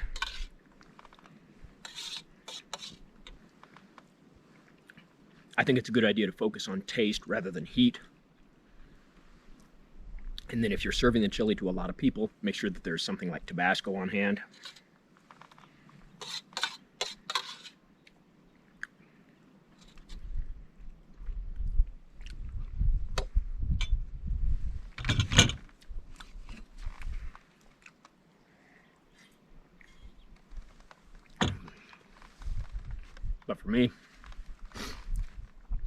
But for me, that's just about perfect.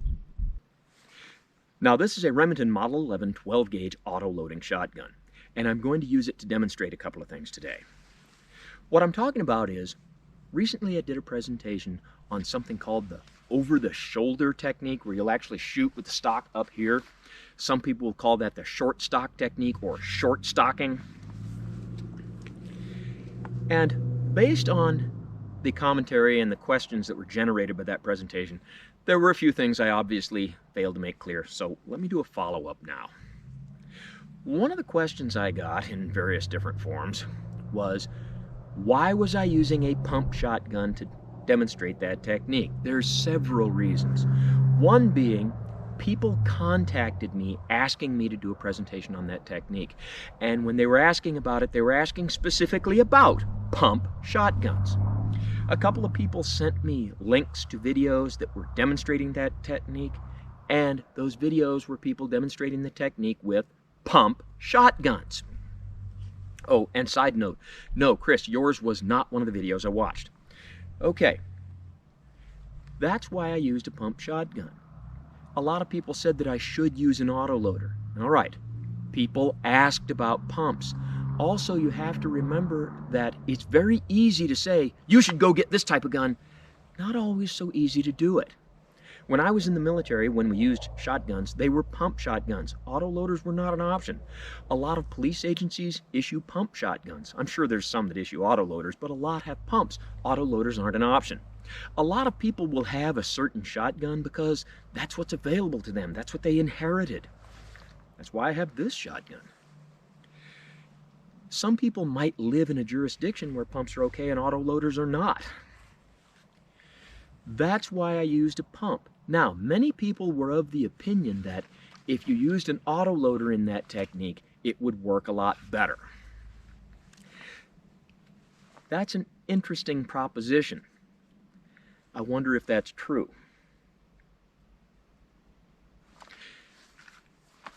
I'll shoot my Remington Model 11 with the over-the-shoulder technique, and let's see how it works. Malfunction.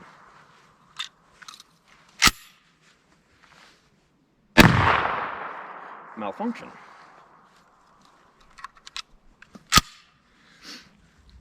Why is it malfunctioning like that?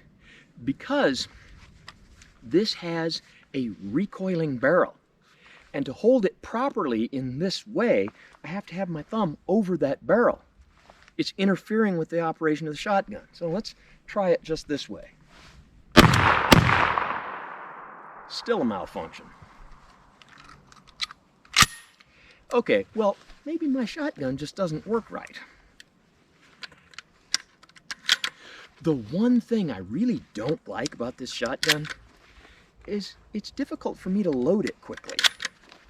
I even have to look at it sometimes. Now, let's shoot this from the shoulder and see how it works.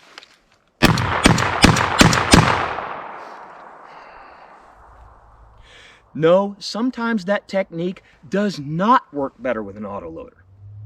Let's try another gun. So let's try the same drill with my Rock Island Armory VR60 and see how we do. Well, there's a failure to eject.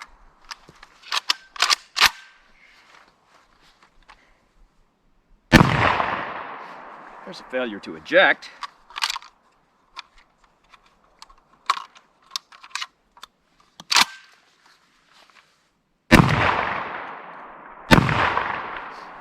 There's a failure to eject.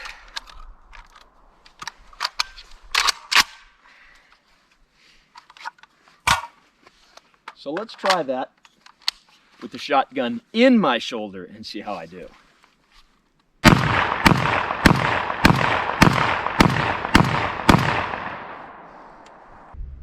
So with the VR60, it didn't work either. However, I was using Suprema buckshot, not known for being the highest quality buckshot.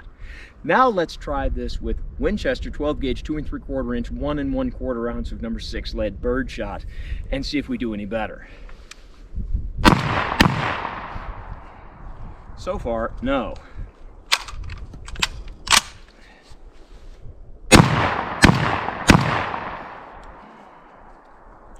So only one malfunction.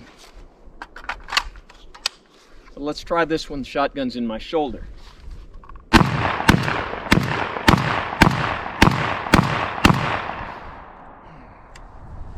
Now it seems to work just fine. Why? Okay, with the Rock Island Armory VR60, we did the drill of comparing over the shoulder to in the shoulder twice. The first time using our low quality Suprema buckshot, 12 gauge 2 3/4 inch double aught buck 9 pellet. And what we saw was that with the shotgun over my shoulder, we had malfunctions. The shotgun in my shoulder, we still had malfunctions, but certainly fewer. So I switched to our high quality Winchester ammunition, which is 12 gauge, 2 3/4 inch, 1 1/4 ounce of number 6 lead birdshot.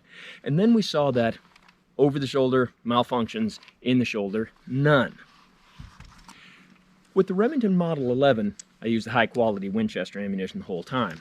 And we saw that over the shoulder malfunctions. Even when I got my thumb out of the way of the barrel, we still had malfunctions.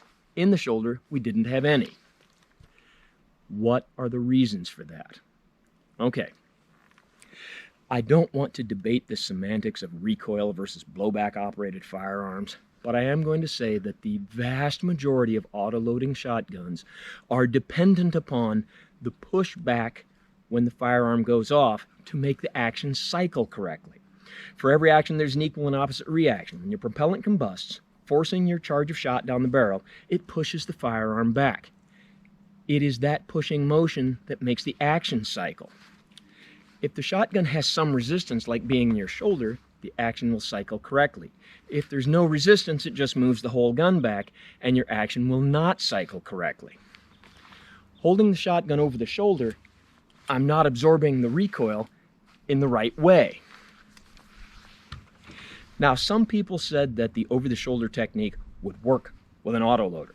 And some people specifically said that that technique would be good for an autoloader with a pistol grip. You know, for some shooters with some autoloaders, it probably would be. But for me, with the autoloading shotguns I have, it was not working. And so what we're seeing here, that the blanket statement that the over-the-shoulder technique would work with an autoloader is like most blanket statements. It's not really correct. Now, I'm going to be redundant, and I'm going to reiterate a few things, and I'm going to be redundant. Remember, when I did the presentation on the over-the-shoulder, or what some people will call the short stocking technique, I was talking specifically about pump shotguns. And I was talking specifically about pump shotguns because when people contacted me asking me to discuss this topic, they asked specifically about pump shotguns. A couple of people sent me links to videos, and those videos were people demonstrating the over-the-shoulder technique with pump shotguns. So that's what we discussed. Now, in the commentary on the presentation, there were a few people who asked the question, would that technique work better with an autoloader or with an autoloading shotgun? But the people who asked that question were outnumbered by a ratio of about 40 to 1 by the people who didn't ask. They just told me that technique was made for an autoloading shotgun. That technique would work with an autoloading shotgun. You should get an autoloading shotgun. Why don't you have an autoloading shotgun? Which I know sounds like a question, but it wasn't. If you'd had an autoloading shotgun, that technique would have worked, and so on. But today, in our demonstration, we saw that it really didn't.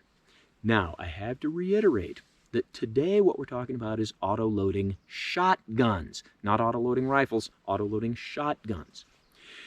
When we talk about autoloading rifles, not all, but a lot of autoloading rifles are gas operated, and they are not so dependent on having the stock against your shoulder and having that resistance to make the action cycle correctly.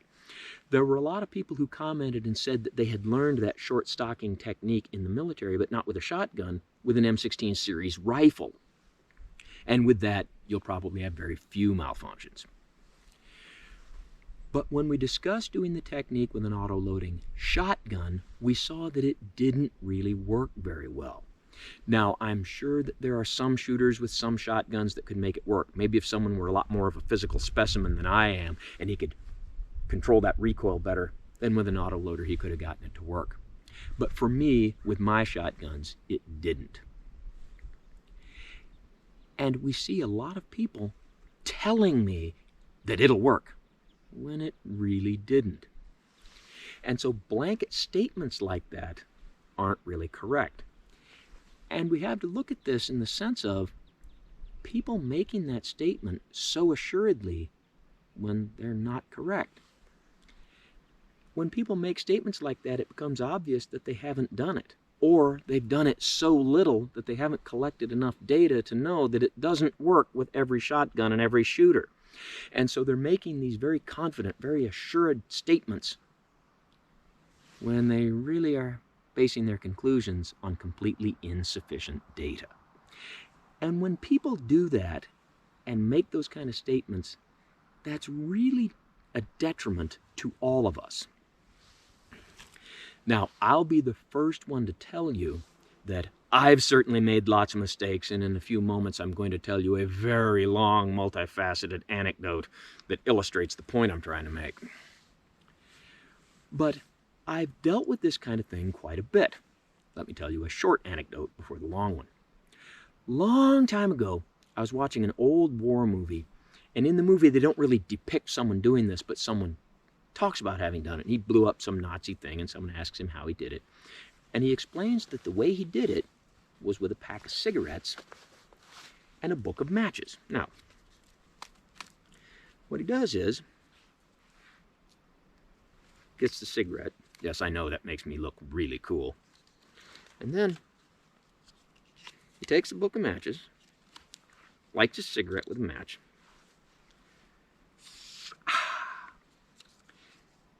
gets it going pretty well, puts the cigarette in the book of matches. Now, he was able to close the book. I can't do that. Then he puts it down next to the combustibles that he's trying to ignite. And after a few minutes, that cigarette burns down to where it gets to the match heads, lights the first match head, which lights all of them. They all burn up, make a big flame, and ignites the combustibles. And it's kind of a time delay fuse. Now, I saw that, and it made perfect sense to me. I figured, yeah, that would work. As long as it wasn't raining or something, that would work. And sometime after that, a colleague of mine talked about how he had done something like that, but with a firecracker. He'd put the firecracker fuse through the cigarette, and it created a time fuse, and his firecracker went off a few minutes later. Okay, he says he did it. I have no reason whatsoever to doubt him. All right, so I just figured it would work. Sometime after that, I was talking to a different colleague, and I was discussing how we were planning to have a fireworks battle. Now, bear with me. In the jurisdiction in which I reside, fireworks are very limited. We're not allowed to have anything that explodes or flies. But this battle was going to take place in a different state where fireworks were completely legal while visiting some people. And I was talking about how we're going to advance on their position, but first, my idea was that I would set up a cigarette delay thing like this on a fuse that was daisy-chained to whatever, and that would create a diversion, and then we'd maneuver on them. And when I tell him that I'm planning to do this, he says to me, quote, "Well, that doesn't really work," close quote. And when he said that, I had to stop and think, well, you know, it makes perfect sense that it would work. Someone whom I trust told me that he did it. I have every reason to think that it would work. But I must admit, I never really have tested it myself. Okay, so when I got into a jurisdiction where fireworks were legal, somebody got some firecrackers, and I got a pack of cigarettes, and the toughest part of the whole thing was for me as a non-smoker to get that cigarette lit. But I got it going, set it up with the firecracker fuse, waited a few minutes, and the firecracker went off. This technique absolutely works. So for someone to tell me, well, that doesn't really work, I have to conclude that he's either never done it, or he did something so simple as this and somehow managed to do it wrong. But he's speaking very confidently, absolutely assuredly, that it doesn't work when he's obviously never done it. He's acting on insufficient data. And again, these kind of things can be a real detriment to all of us. And it's a big part of why in this format so much of what we do is based on demonstration and testing. That's why we do so much out here in the field doing things as opposed to back at the office talking about things. Now, let me tell you an anecdote that, again, is very long and tedious, but I think it makes some good points. And in telling this, there's 3 caveats. First, I'm going to be talking about things that I did and that I experienced a long time ago. Some things that were available then aren't available now. Rules have changed, so forth. Okay. Also, because of the time constraints, I don't have the time to refilm this when I screw it up, so you really are going to have to deal with me tripping over words and things like that. And third, I'm talking about things that I did and things that I thought and things that I concluded that were wrong. So when you hear me say something that's blatantly wrong, please don't jump to correcting me. I'm talking about things that I did that were wrong. Okay, with that, let's get started. When I was a little kid, I had guns, I had access to guns and so forth, and I had quite a variety of them.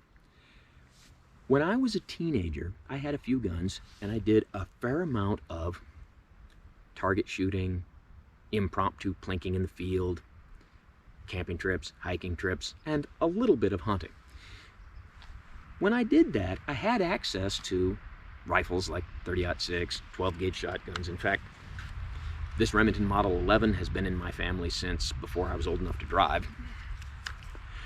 But trying to finance ammunition on my paper route, the great majority of shooting I did was with my .22 rifle. I also had a 20-gauge double-barreled shotgun. Not this one, but one virtually identical to this one. And there was a point where my father went to a going out of business sale at a sporting goods store, and so for a very low price he was able to get 36 boxes of 20-gauge shells. So I did a lot of shooting with 20-gauge. And the ammunition he got was not low base target stuff. It was Winchester Super X, high base, really good hunting ammunition. And there was 2 3/4-inch Magnum, and some of it was 3-inch Magnum. And there was a variety of different shot sizes. Some of the shells were 7.5, some of them were 6, some of them were number 4, and it was all lead birdshot. Remember, this was before the mandate of non-lead shot for waterfowl. So back then, just about everything was lead. Not everything, but just about everything. And so I did a lot of shooting with my 20-gauge shotgun. I would say that my 20-gauge really was my go-to shotgun, and in many ways just my go-to gun. Okay, well, about that time, I had a colleague who was in the same grade as me, but he was a year older than me. And he, as just a teenage kid, had done a lot of shooting and hunting. He'd done some competitive shooting, he'd done quite a bit of deer hunting, he'd done some bird hunting, he'd done hand loading. He really knew a lot about firearms, ammunition, and firearms and ammunition use. However, there was one aspect of firearms where he didn't really have a lot of knowledge, and that was shotguns. And I'm going to use the phrase Dunning-Kruger.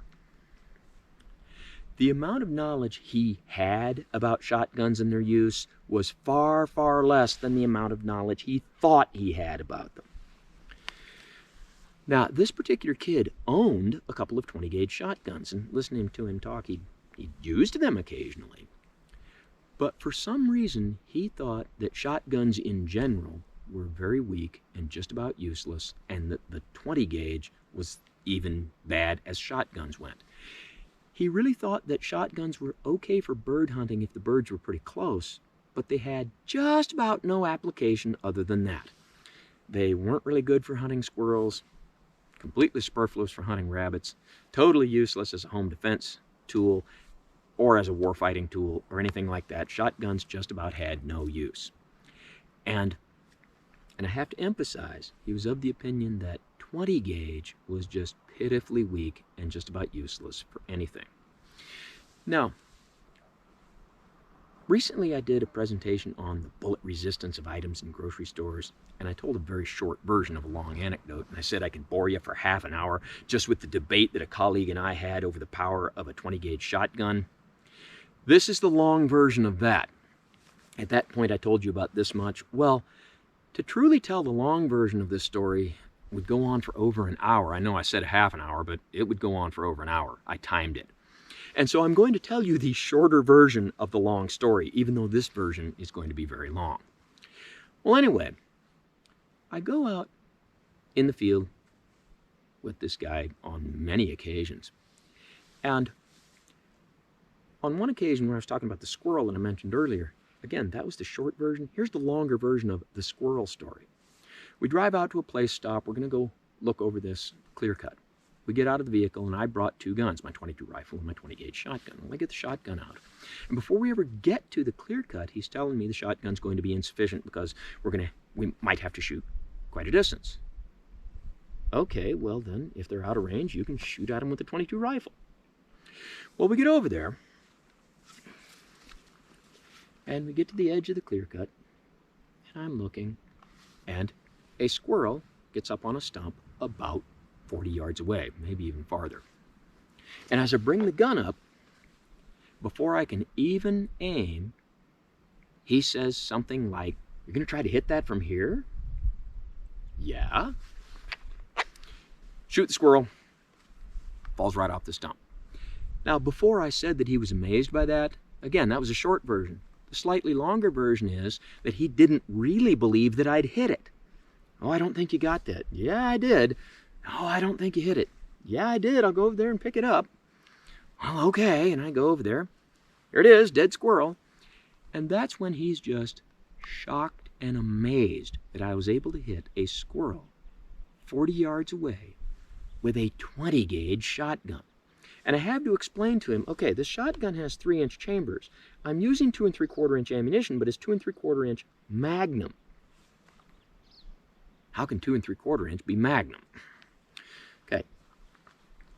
Typically, at that time, a standard 20 gauge was 2 3/4-inch with 1 ounce of shot. 2 3/4-inch Magnum is 2 3/4-inch with 1 1/8 ounce of shot. And when I tell him that, he's kind of derisive. "Well, what difference could that make?" "Well, yes, it makes a difference. Not a tremendous difference, but yes, it makes a difference. And remember, double barrel. The right barrel's modified, the left barrel's full choke. I was using the full choke barrel."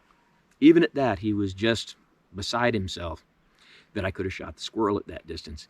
And you can tell he's kind of half-assed trying to come up with a way that I didn't really do it, even though he stood there and watched me do it. On another occasion, we were bird hunting. And we were in a forested area like this, but with a lot more underbrush. And some birds come by, bang!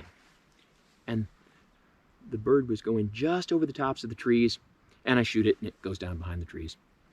And I start to walk over there to get it, and he realizes that's what I'm doing, and tells me, "Oh, no, you missed that." "No, I'm pretty sure I hit it." And he had a real talent, and I mean a real talent for condescension. I know a lot of people say that I condescend to the audience. Okay, when I say things like, "Remember, we're talking about pump shotguns."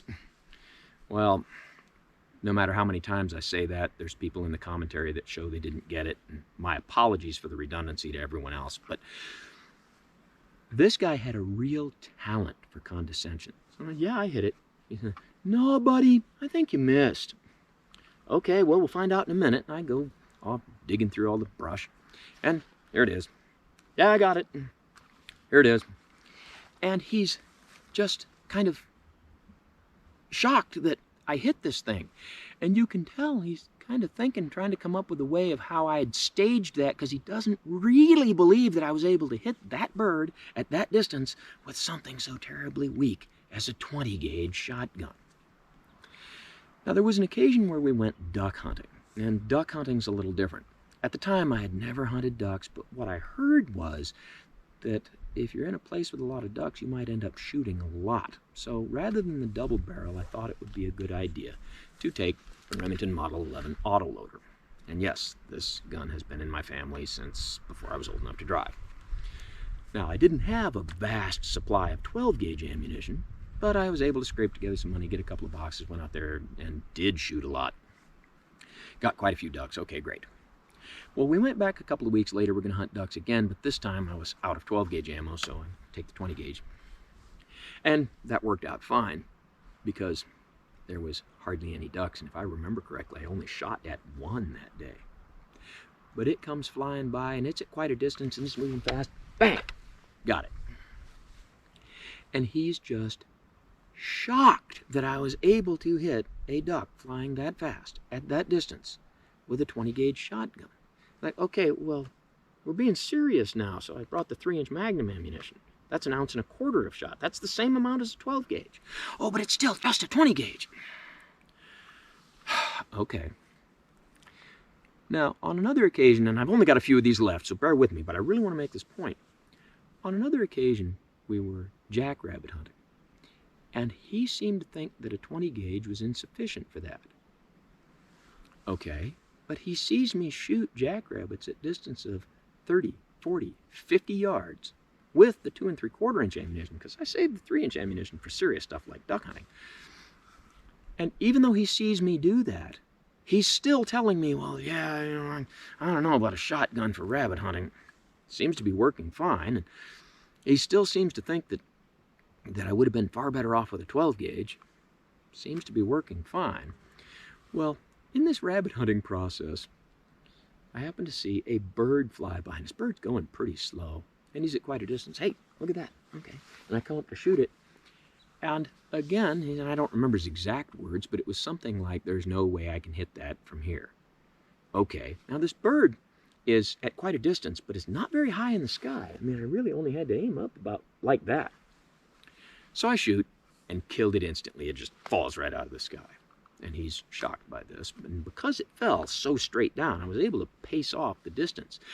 It was 75 yards away. Now, that is really getting out there for any shotgun. But still, that's what happened. And he is again shocked and dismayed that I was able to do that with a 20 gauge shotgun. And I'm trying to explain to him, 3-inch Magnum, 1 1/4 ounce of shot, just as much shot as a 12 gauge. And remember, double barrel, I was using the full choke barrel. Still, okay. Now, there was a time we were bird hunting, and it was in an area that's kind of open like this.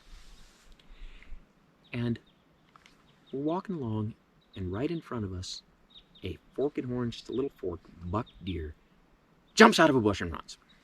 Now, it was not deer season. We were not deer hunting. We had no intention of shooting it. But we watch it run off. Okay, that was cool. And when it jumped out of the bushes, it was 10 yards from us. And I had a good view of it until it got to be 20 yards or a little more. All right. And he says, wow, that was so close. If I'd had buckshot, I could have gotten it. Now, what he's really saying is that he's of the opinion that buckshot, even though it's called buckshot, like deer, is so ineffective that the deer has to be as close as those deer you saw a little while ago, maybe even closer before it would really be effective. He really thought that buckshot was good, maybe to 15 yards, preferably less. And so he was amazed that that's like the only encounter in his life where he's ever seen a deer close enough that he could have actually gotten it with a shotgun. But he said, oh, if I'd had buckshot, I could have gotten that. And I told him at that distance, I could have killed it with the bird shot in my shotgun.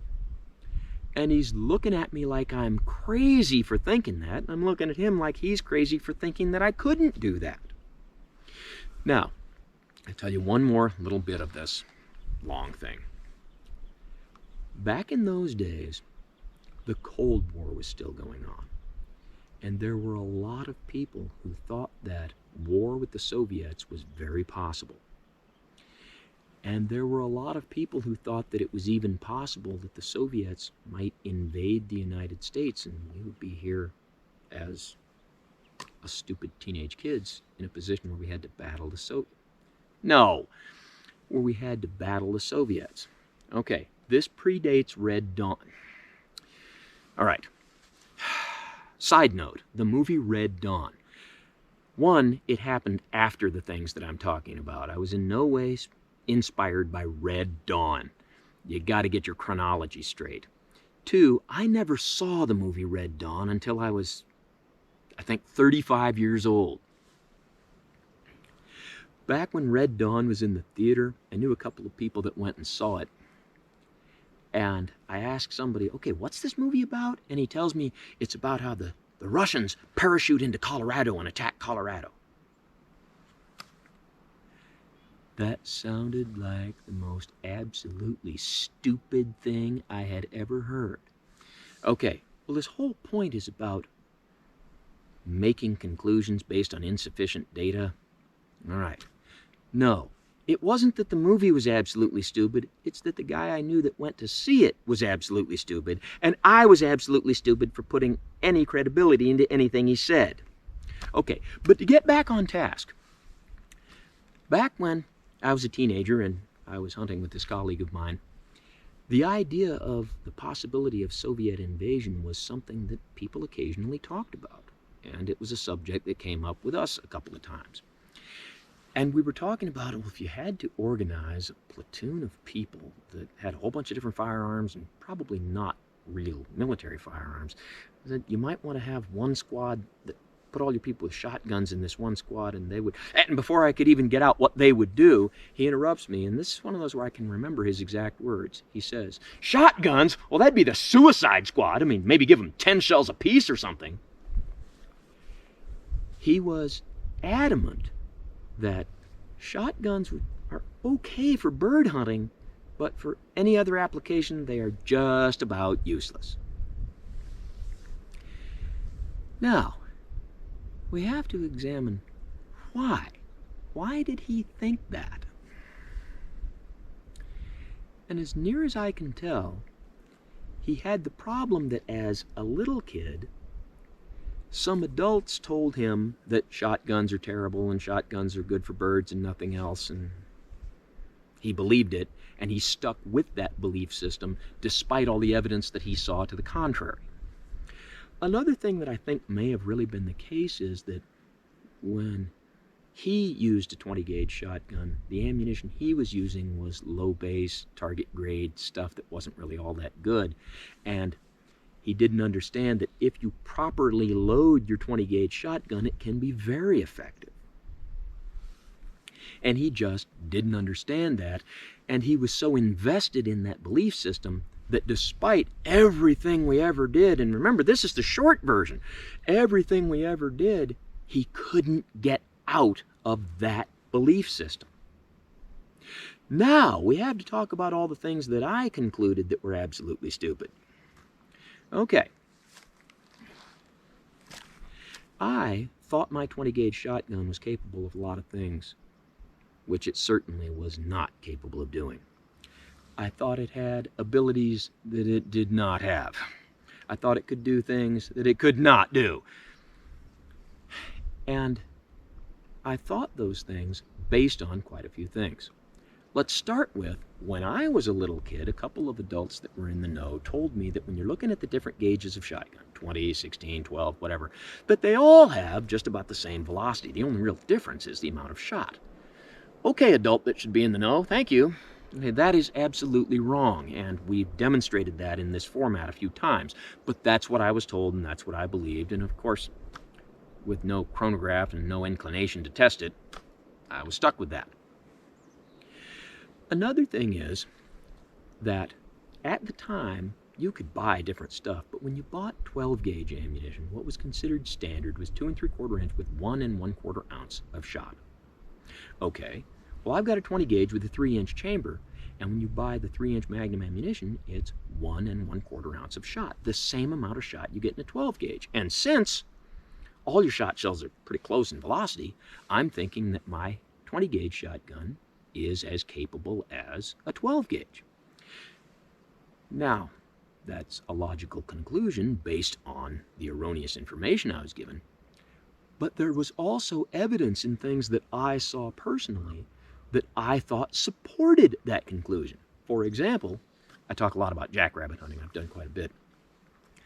I go jackrabbit hunting with my 20 gauge shotgun. Okay. At the time, my brother had a 12 gauge shotgun. Now, the two guns were different brands, but they were, for all intent and purpose, the same gun. Double-barreled, hammerless, 24-inch barrels. Either way, it was the same barrel length, right barrel modified, left barrel full choke. And in doing that, my brother would go on about how his shotgun's more powerful than mine. Okay, except I never saw any evidence that he ever got any more rabbits than I did. Never saw any evidence that he was able to shoot them at longer distances than I could. Sometimes when a rabbit's running by and he's going pretty fast and you don't get as good a hit as you want, or maybe he's a little farther away than what would be an ideal shot, you shoot that rabbit and he's wounded and he's down, but he's not dead. You have to shoot him again because you didn't shoot him quite hard enough the first time. That happens occasionally when hunting with a shotgun. Occasionally. Never saw any evidence that I had to do a double shot on a rabbit more with my 20 gauge than my brother ever did with his 12 gauge. So I'm thinking same amount of shot, same amount of velocity, they're of equal power, and then what I see in the field supports that. Okay, here's the problem with that, is that there's what we call extraneous variables. that I wasn't taking into account, such as at the time I was using what I think was very high quality 20 gauge ammunition, and the 12 gauge ammunition my brother was using was something that falls into the category of crap. That made a big difference. It also had to do with just the difference in the shooters more than the difference in the guns. Now, another thing that I thought that was completely wrong is that when you go from a 2 3/4 inch shot shell to a 3-inch shot shell, you not only get more shot, but you get more velocity. It's a magnum. That is also incorrect. I'm sure there are some cases where to some degree you do, but when you make a fair comparison, the great majority of the time, you get less velocity out of your 3-inch shell. You get more shot, but it comes at the cost of velocity. And again, we've demonstrated that in this format on a couple of occasions. But there was a logic behind that conclusion, such as this shotgun is a 3-inch chamber. You can put 2 3/4 inch ammunition in it. If you have a shotgun with a 2 3/4 inch chamber, you really can't put 3-inch shells in there. Yes, sometimes they will chamber, but that doesn't mean they're meant to shoot in it. So it's what we call one-way interchangeable. Okay, 38 Special and the 357 Magnum are one-way interchangeable, the main difference being the 357 has a longer casing and the 357 is a lot more powerful. 44 Special and 44 Magnum are one-way interchangeable. 44 Magnum has a longer casing and the 44 Magnum is a lot more powerful. So, my conclusion, 20 gauge 2 3/4 inch, 20 gauge 3-inch, one-way interchangeable. The difference is the 3-inch has a longer casing. It's more powerful. Perfectly logical and absolutely wrong. So, these were the conclusions that I had. Now, another thing that I concluded, based on what I saw, was that I shoot a jackrabbit, which is fairly big as rabbits go, shoot it from the side at a distance of even 50 yards, and these number 7.5 lead bird pellets are going clear through, or going through the rabbit and getting stuck under the hide on the opposite side. That seems like plenty of penetration. And that's when I'm using 2 3/4 inch Magnum. If I were to use 3-inch Magnum, I'd get more velocity, even more penetration. Also, the general concept is that when you use smaller pellets like number 7.5, you get more pellets. Therefore, a denser pattern, better for shooting stuff like dove and quail. Okay. If you go to the bigger pellets like number 4 birdshot, you have fewer pellets because they're bigger. But those pellets are bigger, they make bigger holes, they have more inertia, they will carry more energy and penetrate more at longer distances. Okay, now that's what everybody always said, and based on anything I've ever done, that does appear to be the truth. So, since I'm getting full penetration on a rabbit at 50 yards, I was of the opinion that if I were called upon to shoot a larger target, even at 50 yards, if I used 3-inch ammunition and number 4 birdshot, I'd still get quite a bit of penetration.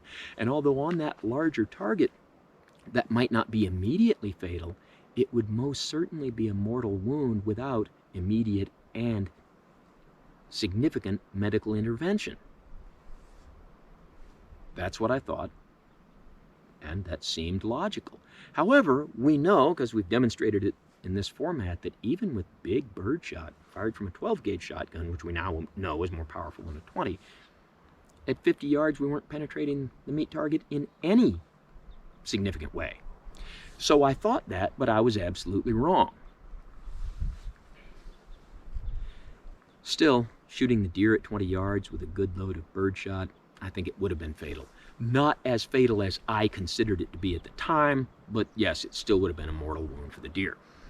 Just not as immediate as I would have considered. But I thought all of these things that were wrong. And there were reasons that I thought those things. But here's where we get to the crucial point.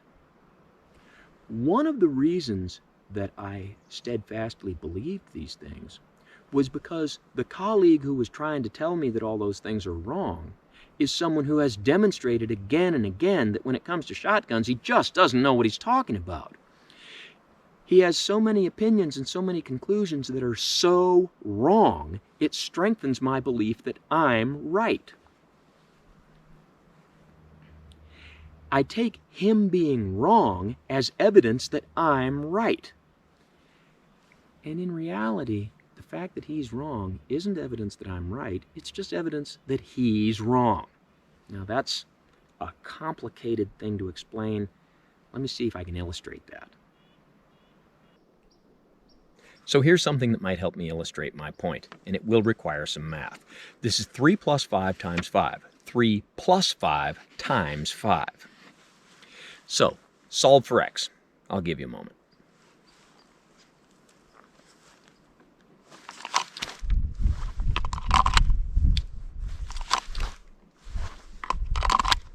Still working with the new holster. Okay, did we come up with an answer? I'm sure some of you came up with this.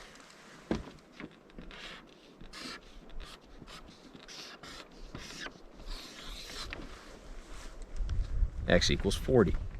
But is that correct? What if I told you, no, it's not?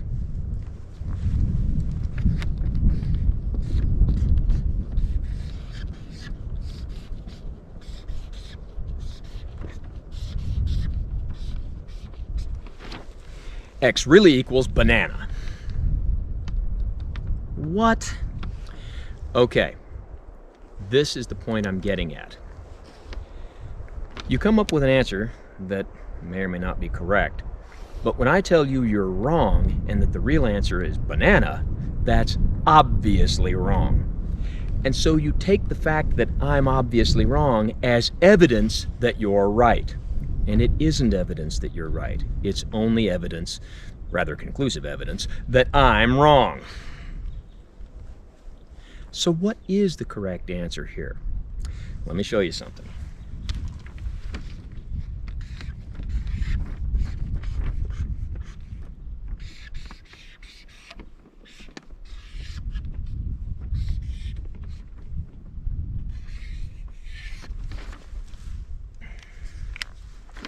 PEMDAS. This is what we call the order of operations. Parentheses, exponents, multiplication, division, addition, subtraction. And you go in this order. So first parentheses, there aren't any.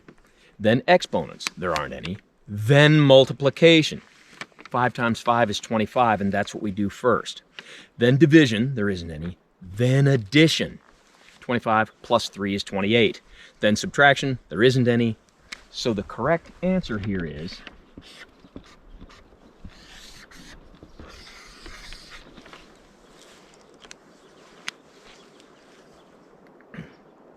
now, if you came up with 40, you probably did that because that's the way you were taught to do it in grade school, and they taught you incorrectly.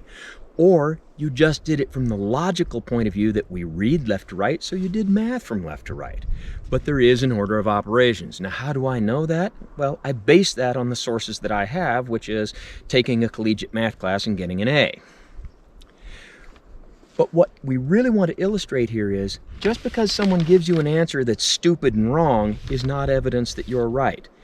And if I tell you this is right, then before immediately telling me how wrong I am, you should make sure that you collect some data to support that conclusion. So that about wraps it up for our Thanksgiving special. And if you're sitting at home hiding from people, I hope we helped you do that. If you're sitting at home bored, I hope we helped alleviate some of that boredom. So as always, don't try any of this at home on what you call a professional, and happy holidays, everyone.